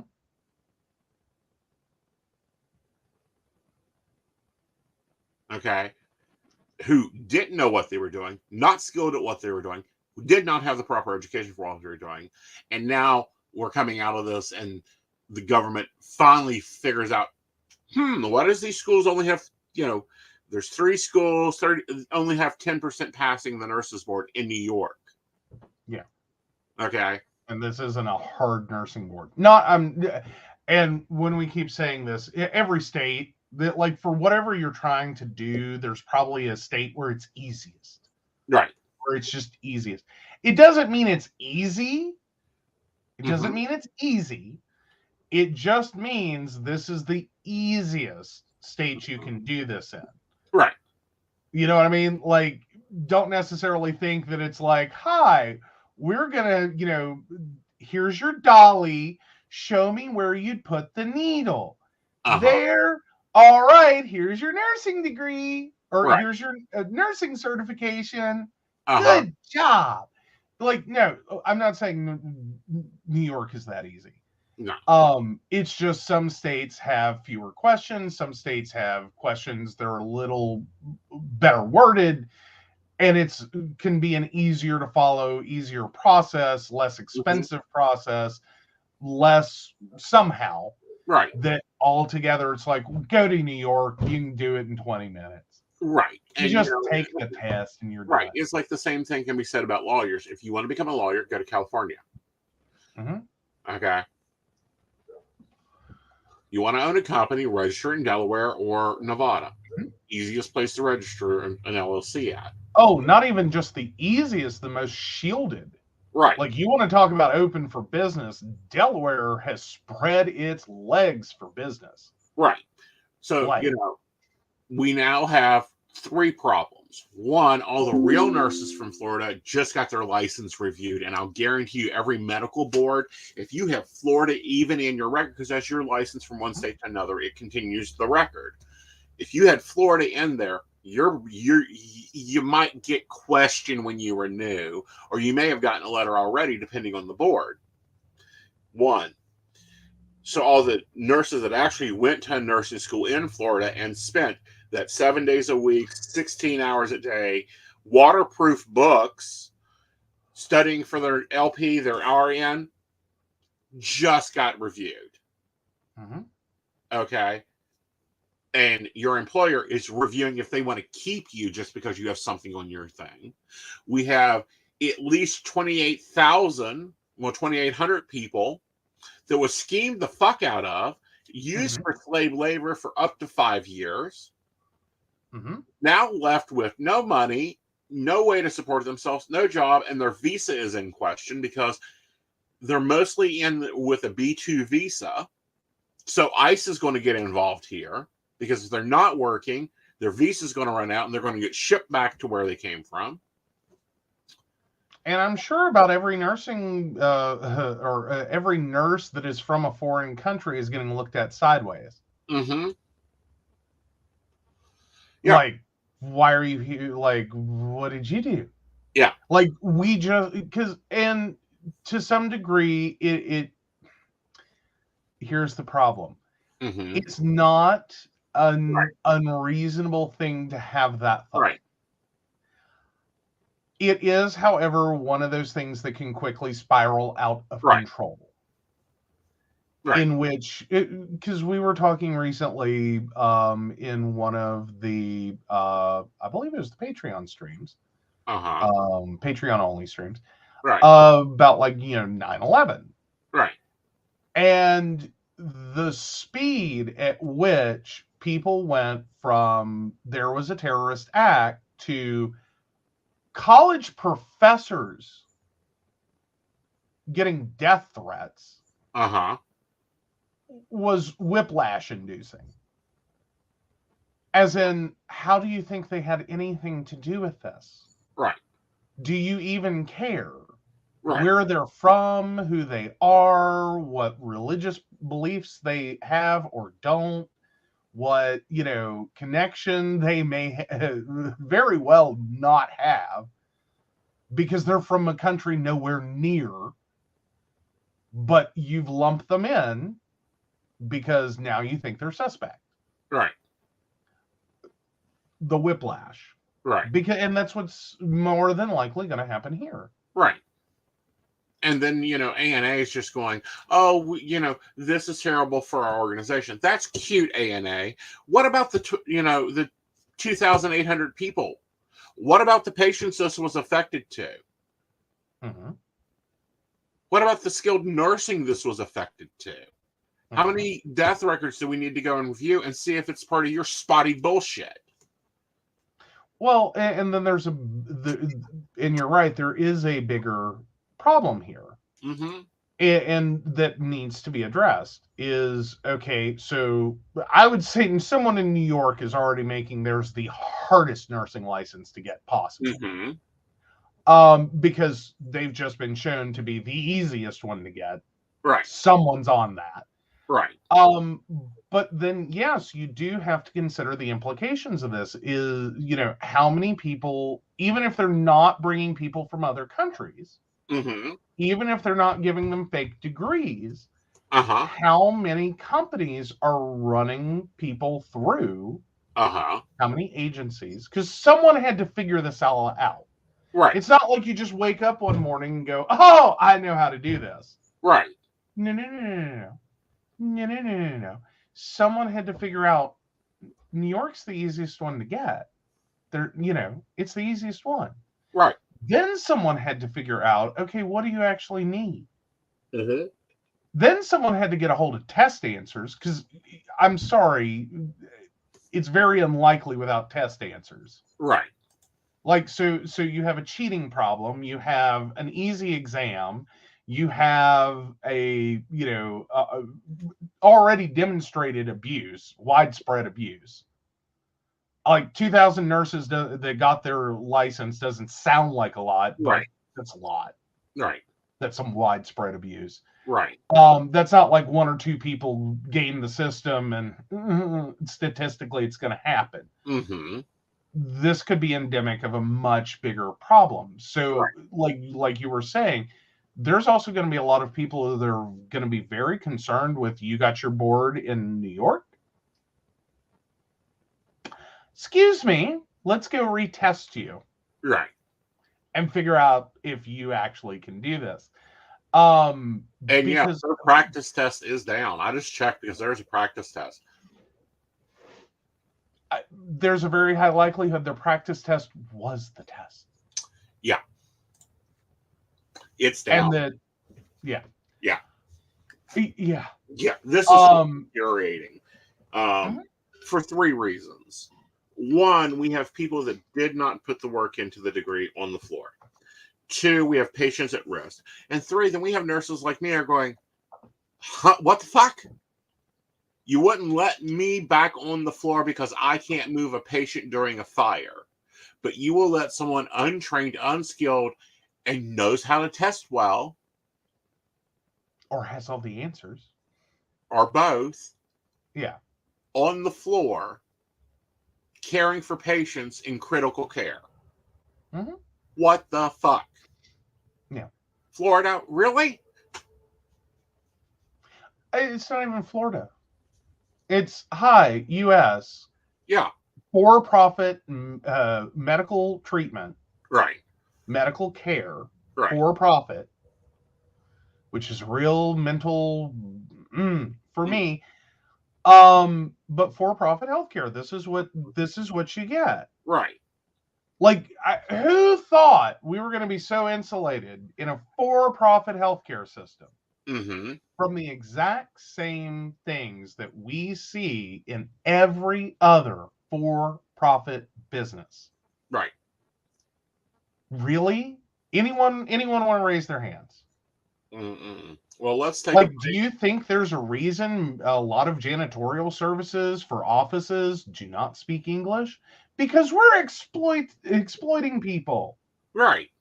We're, as a business, you're paying a company to go exploit people Mm-hmm. and then go, oh, I don't know anything about it. I don't employ anyone who's here illegally. I've never heard of such thing. Doesn't care Right. that that you're bringing people into the building Mm-hmm. that are being exploited. Yeah. That the same thing's being done to. It's just, oh, well, you can't do a lot of damage with a broom and a mop. Au contraire. Uh-huh. Like, au contraire. I had some issues with the fact that I worked for a company that did this. Mm-hmm. Their contracted janitorial service, no one spoke English. Right. Or so little. Right. But at the same time, we were a business with a lot of sensitive information. Right. A lot of sensitive financial information, a lot of sensitive personal information, a lot of sensitive information. And these are people that you're bringing into the building Mm-hmm. with full access. Right. After hours, when Mm-hmm. no one's here. Right. Excuse me, what? Excuse me, what? You don't care who you hire. You don't care who's in the building. You don't care. Right. Oh, right. For-profit business. Right. No, you don't. Cheapest way you can get it. Right. I have problems with that. Right. That, like, hi, no, these people have no FDCPA training. These people have no HIPAA training. These people have no training whatsoever. Right.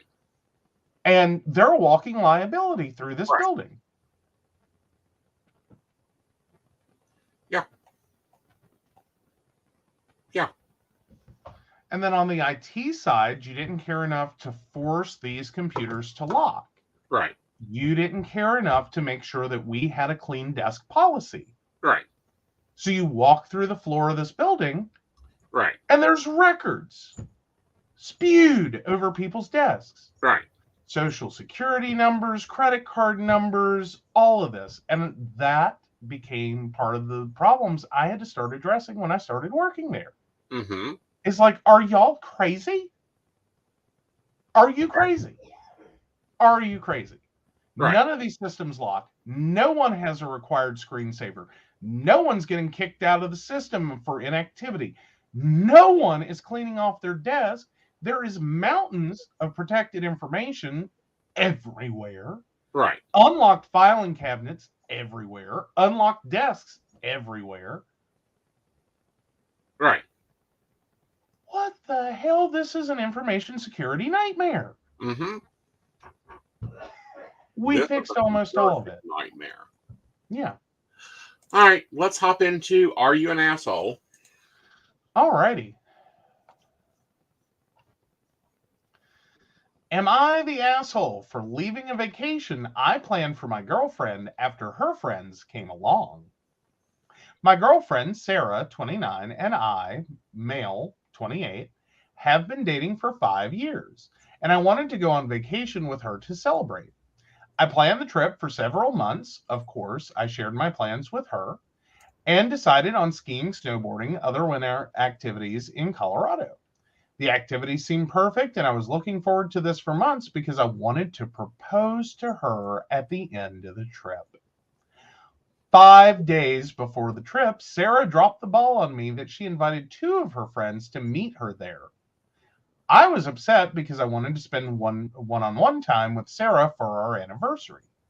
I feel like it was plain and clear that this was a trip for just us. Even though I expressed my concerns, Sarah insisted that her friends already made plans to come and won't back out. I decided to accept this because there was no way for me to force her friends to not come. I wish I had fought more on this. I figured we could make some changes to our plans and I would still be able to propose to her privately. Sarah essentially blew me off for her friends and we didn't get any private time. After 3 days of being in second place, I decided to leave the trip and head home. I told Sarah why I was leaving, and she was upset. She told her friends about my decision, and I was ganged up on. They said they were all having a great time. She thinks I'm being a jerk for making her pick between her friends and me, even though her friends weren't invited in the first place. I never had personal issues with her friends prior to this trip. I never made Sarah pick between me or her friends because everyone needs friends outside of a relationship. I am at home now and thinking about everything. I have a day to myself before Sarah comes home, so at least I get to relax a bit. Sarah and her friends think I'm overreacting and think I ruined the trip. I think Sarah was disrespectful and rude to me by ruining the purpose of this trip and having her friends gang up on me. Am I the asshole for leaving a vacation I planned for my girlfriend after her friends came along? Now, there's a couple of edits. The first one I think I can read. The second one I think I want to wait on. Read the first one. Okay, yeah.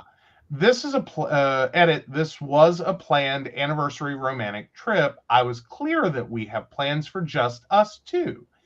We've been on other anniversary trips together without her friends there. We did discuss marriage beforehand, so it's not like a proposal would have been out of the blue.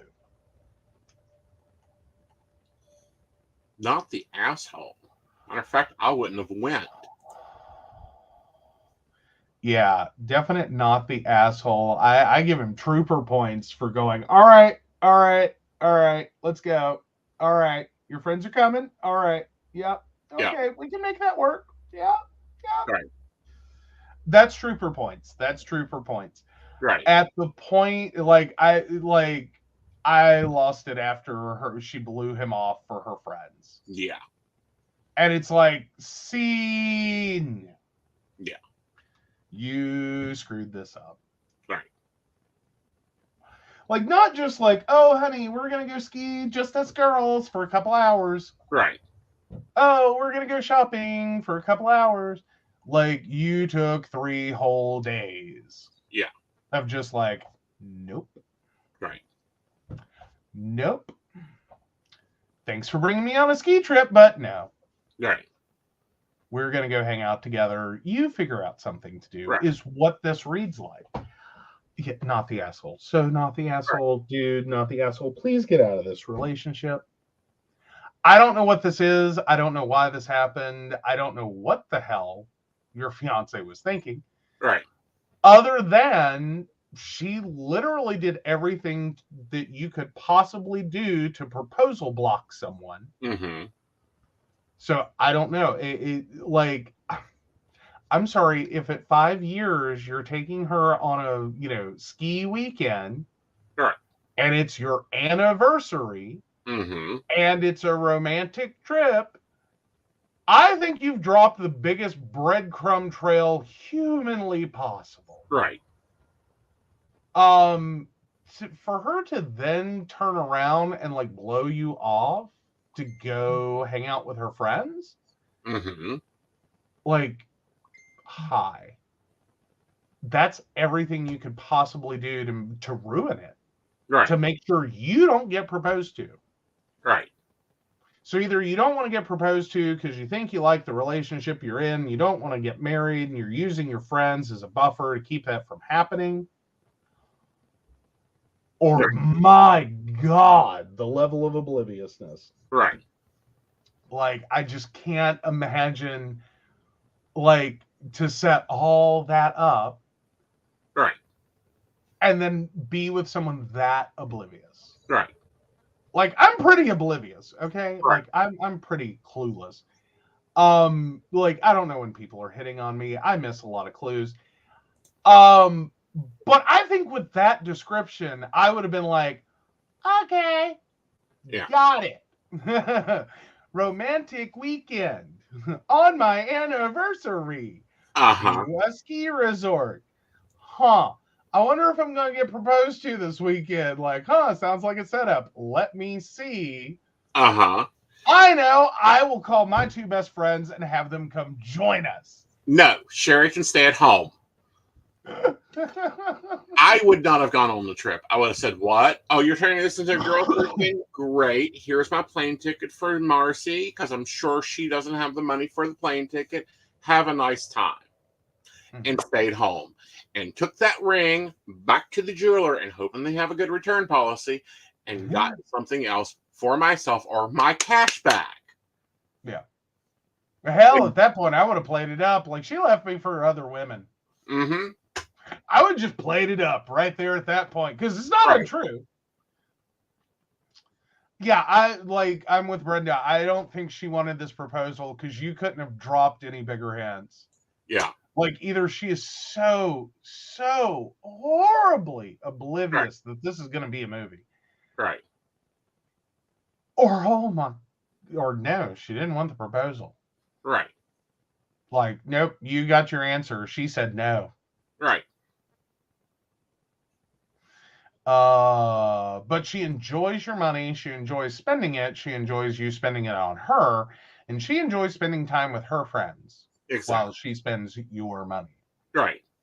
Because that's what this sounds like, I'm assuming. Right. Like, I'm making a lot of assumptions. Right. Brenda's like, I'm not even that clueless. Right. Right. Oh, my God. So that was a fun one. And we've been promised an update, so we will check out the update on Friday. Oh, there we go. All right, so the poll is up on my YouTube page. It is in the comments for our Facebook viewers. Please go over there. Be sure to like and subscribe. That way you can actually get a good stream because we know Facebook doesn't like me. Yeah. All right. Do you have a relationship? I do. I have a corrected relationship. It's in your private box. Oh, there we go. Oh, just saw it. All right. Wife, 28 female, wants a Valentine's night at home. I, 34 male, want a romantic night out. It's our fourth Valentine's together. I've always been a romantic. I don't know. It seems like this year my wife is fine with just letting the day come and go. Granted, she does want to recreate one of our first dates at home, pizza and classic Nintendo games, but we cook together at home nearly every night. I don't want Valentine's Day to be victim to whatever rut we have been forming. I don't know if I should just say I'm happy with whatever makes you happy or push for something more involved like a romantic restaurant, flowers, and dessert, followed by dessert. Thoughts? This feels like threading a needle. Mm-hmm. Ooh, like that sounds like a relationship question equivalent of like Russian roulette. Because take it away. I got nothing. Personally, I would do a 3-day weekend. One night she gets what she wants, one night you get what you want, and one night you guys get to do something you haven't done before. I like it. I like it. You know, like go take a cooking class. Oh, that'd be cute. Uh-huh. Oh, that'd be cute. Yeah, because there's no reason you can't have Valentine's weekend the whole weekend. Yeah, does that actually work out this year? I don't think so. Yeah. I mean, you could start on Sunday, take the 13th and 14th. Well, you could start on Sunday. You could start on the 12th with the cooking class. Mm-hmm. The 13th, you do pizza and video games. Mm-hmm. The 14th, you do the romantic dinner.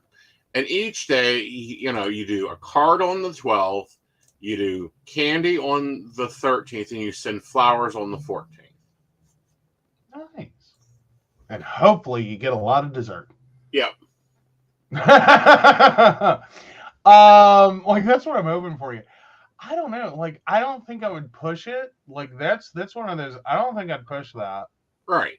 I like what you're saying is great, and if she agrees, it's great. I don't think I'd push it. Right. But I can't tell. Like I think it really sucks to tell someone to just be whatever makes you happy. Because that's a really shitty relationship narrative that like never ends happily. Right. Like no. Yeah. So I hope it works out. I hope you do like a 12th, 13th, 14th. Right. Everyone gets what they want. Mm-hmm. That would be nice. Yeah. Yeah. Brenda's with damned if you do, damned if you don't. Love Aeson's idea. I'm a romantic at heart. What do you know? Yes. Yeah. I'm a houseplant. Yeah, I know. Remind me to spritz you later. I think you did earlier. I did not take the spray bottle and just spray you. Oh, okay. But You get a little dusty.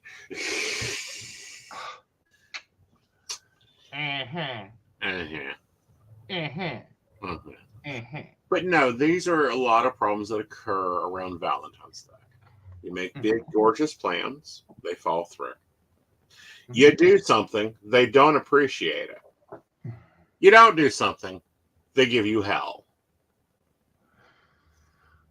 Meanwhile, can I just point out for everyone how easy Valentine's Day actually has been for you? Because I'm a houseplant. I'm a house. Okay? Little, tiny amounts of attention are all I really ever need. But he set the stage beautifully. I work that day. Like this, I can't take it off. Like I cannot take that day off. Mm-hmm. We can do something, but we can't take a day. Mm-hmm. Okay. We usually exchange cards and go out to eat. Mm-hmm. Like that's it. That's the whole thing. Or we order something in. Like whatever, one way or the other. I'm great. Mm-hmm. Now, like, let's talk about what was your first Valentine's Day with me?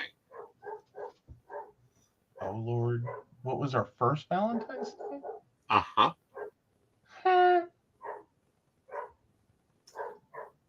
We were on the road, weren't we? Nope. No? I'm never on the road during Valentine's Day. That's insane and stupid. I thought we did do an event one Valentine's Day weekend. Okay. Tick tock, tick tock. Yeah, I'm horrible at this. Uh-huh. I'll remember it with enough information. I'm just big vase, flowers, candy, card. Yes, you did. Coffee. Okay, you did. And you followed directions. Like he didn't get me roses. It was wonderful. Uh-huh. Coffee, lunch delivered. Mm-hmm. This is on Valentine's Day. Mm-hmm. Yeah. I wasn't physically but he got stuff throughout the day. Yes, I got stuff throughout the day. I was like, oh, Brenda, sweetheart, I love you dearly, but if you don't know by now that I am not that partner in our relationship, I hate to inform you now, I am not that partner in the relationship with the whole mental scrapbook that is just right there with a time and date stamp. And why have you not gotten flowers since? I don't know. Really? You got me what I wanted and I was thrilled. I know. What was the effect for the next 2 weeks? Oh, did I sneeze like crazy? Yes. Oh, that was true. Uh-huh. But that was also, wasn't it, while I was, yeah, because that would have been after I started the immunotherapy. Yeah, there was no way in hell I wasn't going to sneeze like hell through that. Right. So that was the first. What was the second? I'll just enter the evidence. Like, I'm sorry. I'm just, no. Oh, Brenda, you'd think, wouldn't you? No. No. It's not that I've forgotten. I remember. It's just trying to put it, like, pull it like a file doesn't happen. Uh-huh. You got candy and cards waiting on you when you woke up in your desk chair.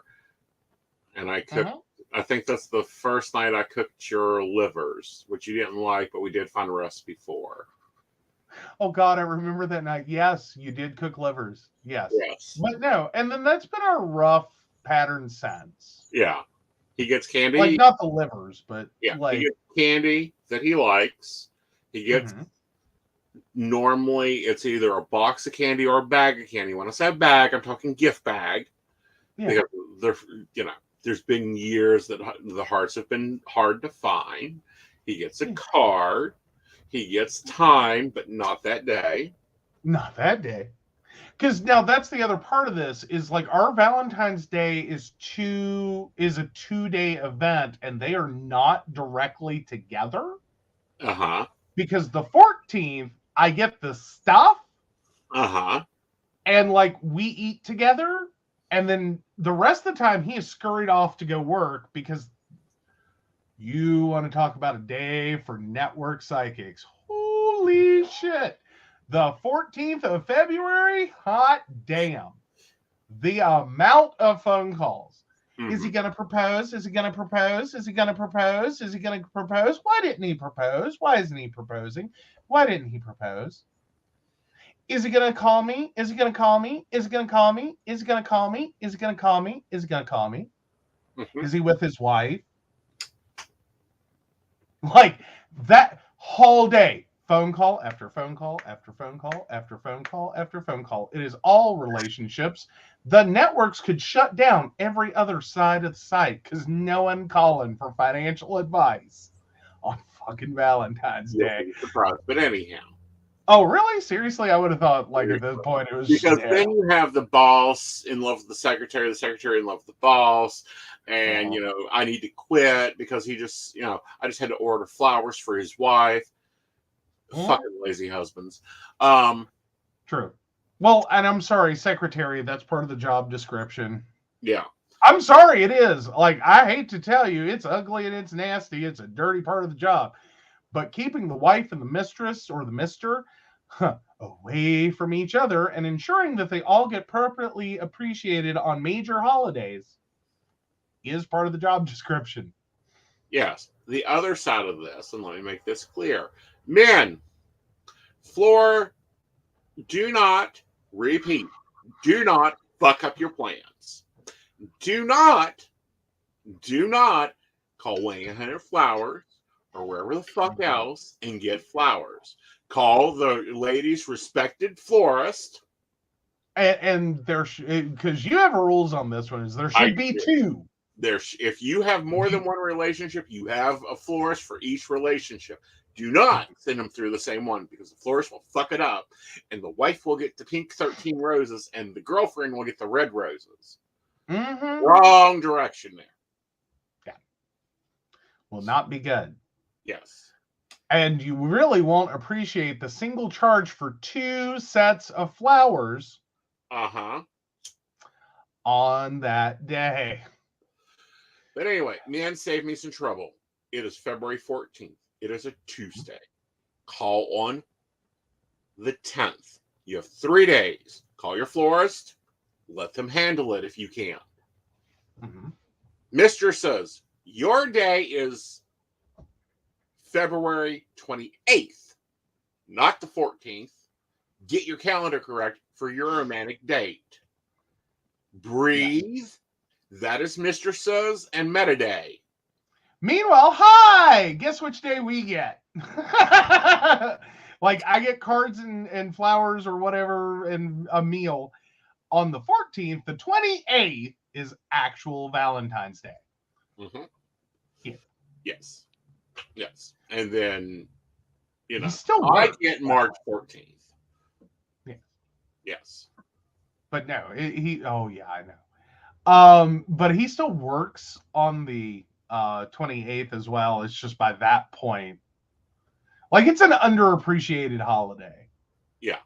Like, it's an underappreciated holiday, but by that point, most everyone's figured out, like, 14 days later, their whole, are they going to kill him? Are they going to not? Are they going to call his wife? Like, it calms down. Right. I can actually have a conversation. Yes. Yes. You know, I can sit down for dinner. I can go out for an evening. It's not just one call after the next, after the next, after the next, after the next, after the next, after the next, and like you can't get 2 words between the calls. No. You get a slack of coffee, finger food. Thank you. Yes. And sometimes I'm about to crap myself. That's not the case anymore because it is mobile. But yes, but in the beginning, holidays. Oh my God, the first I do remember that part.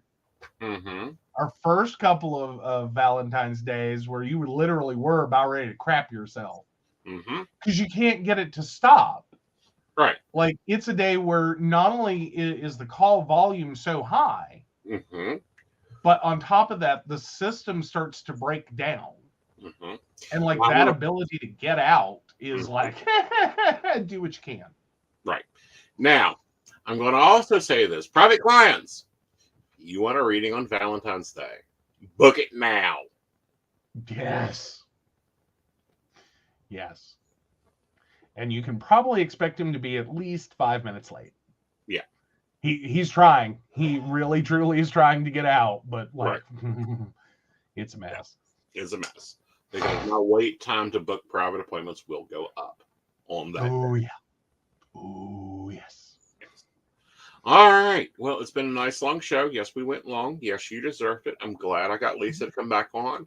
If you're in LA, go check her out. She's an awesome speaker. She's a really good author. Go get her books. The links are in the show descriptions.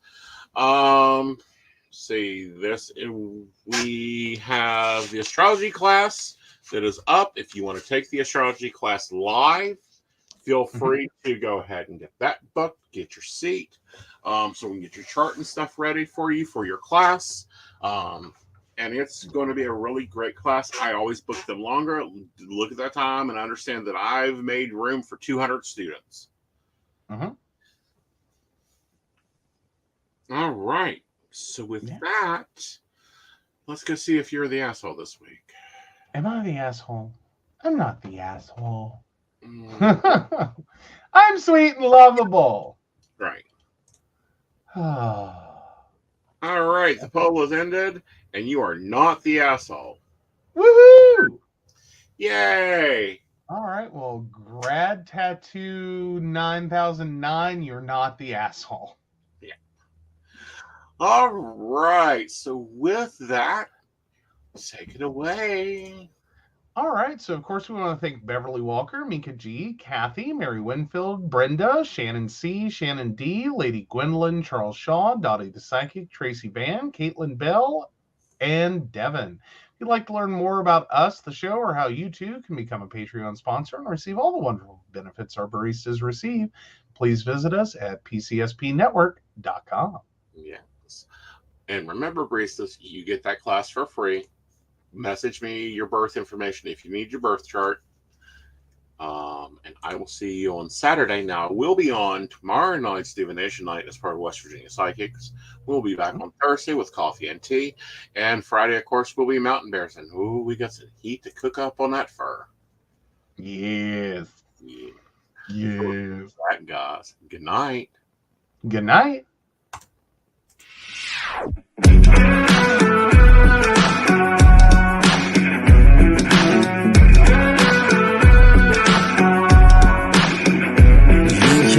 Tell me the deck is stacked. You can whisper behind my back. You can show me how the odds are up against me all day long. But I've been through the fire and come out alive, and there's no more fear in my eyes. Oh, now I'm rising, and you can't bring me down. You can't stop me now.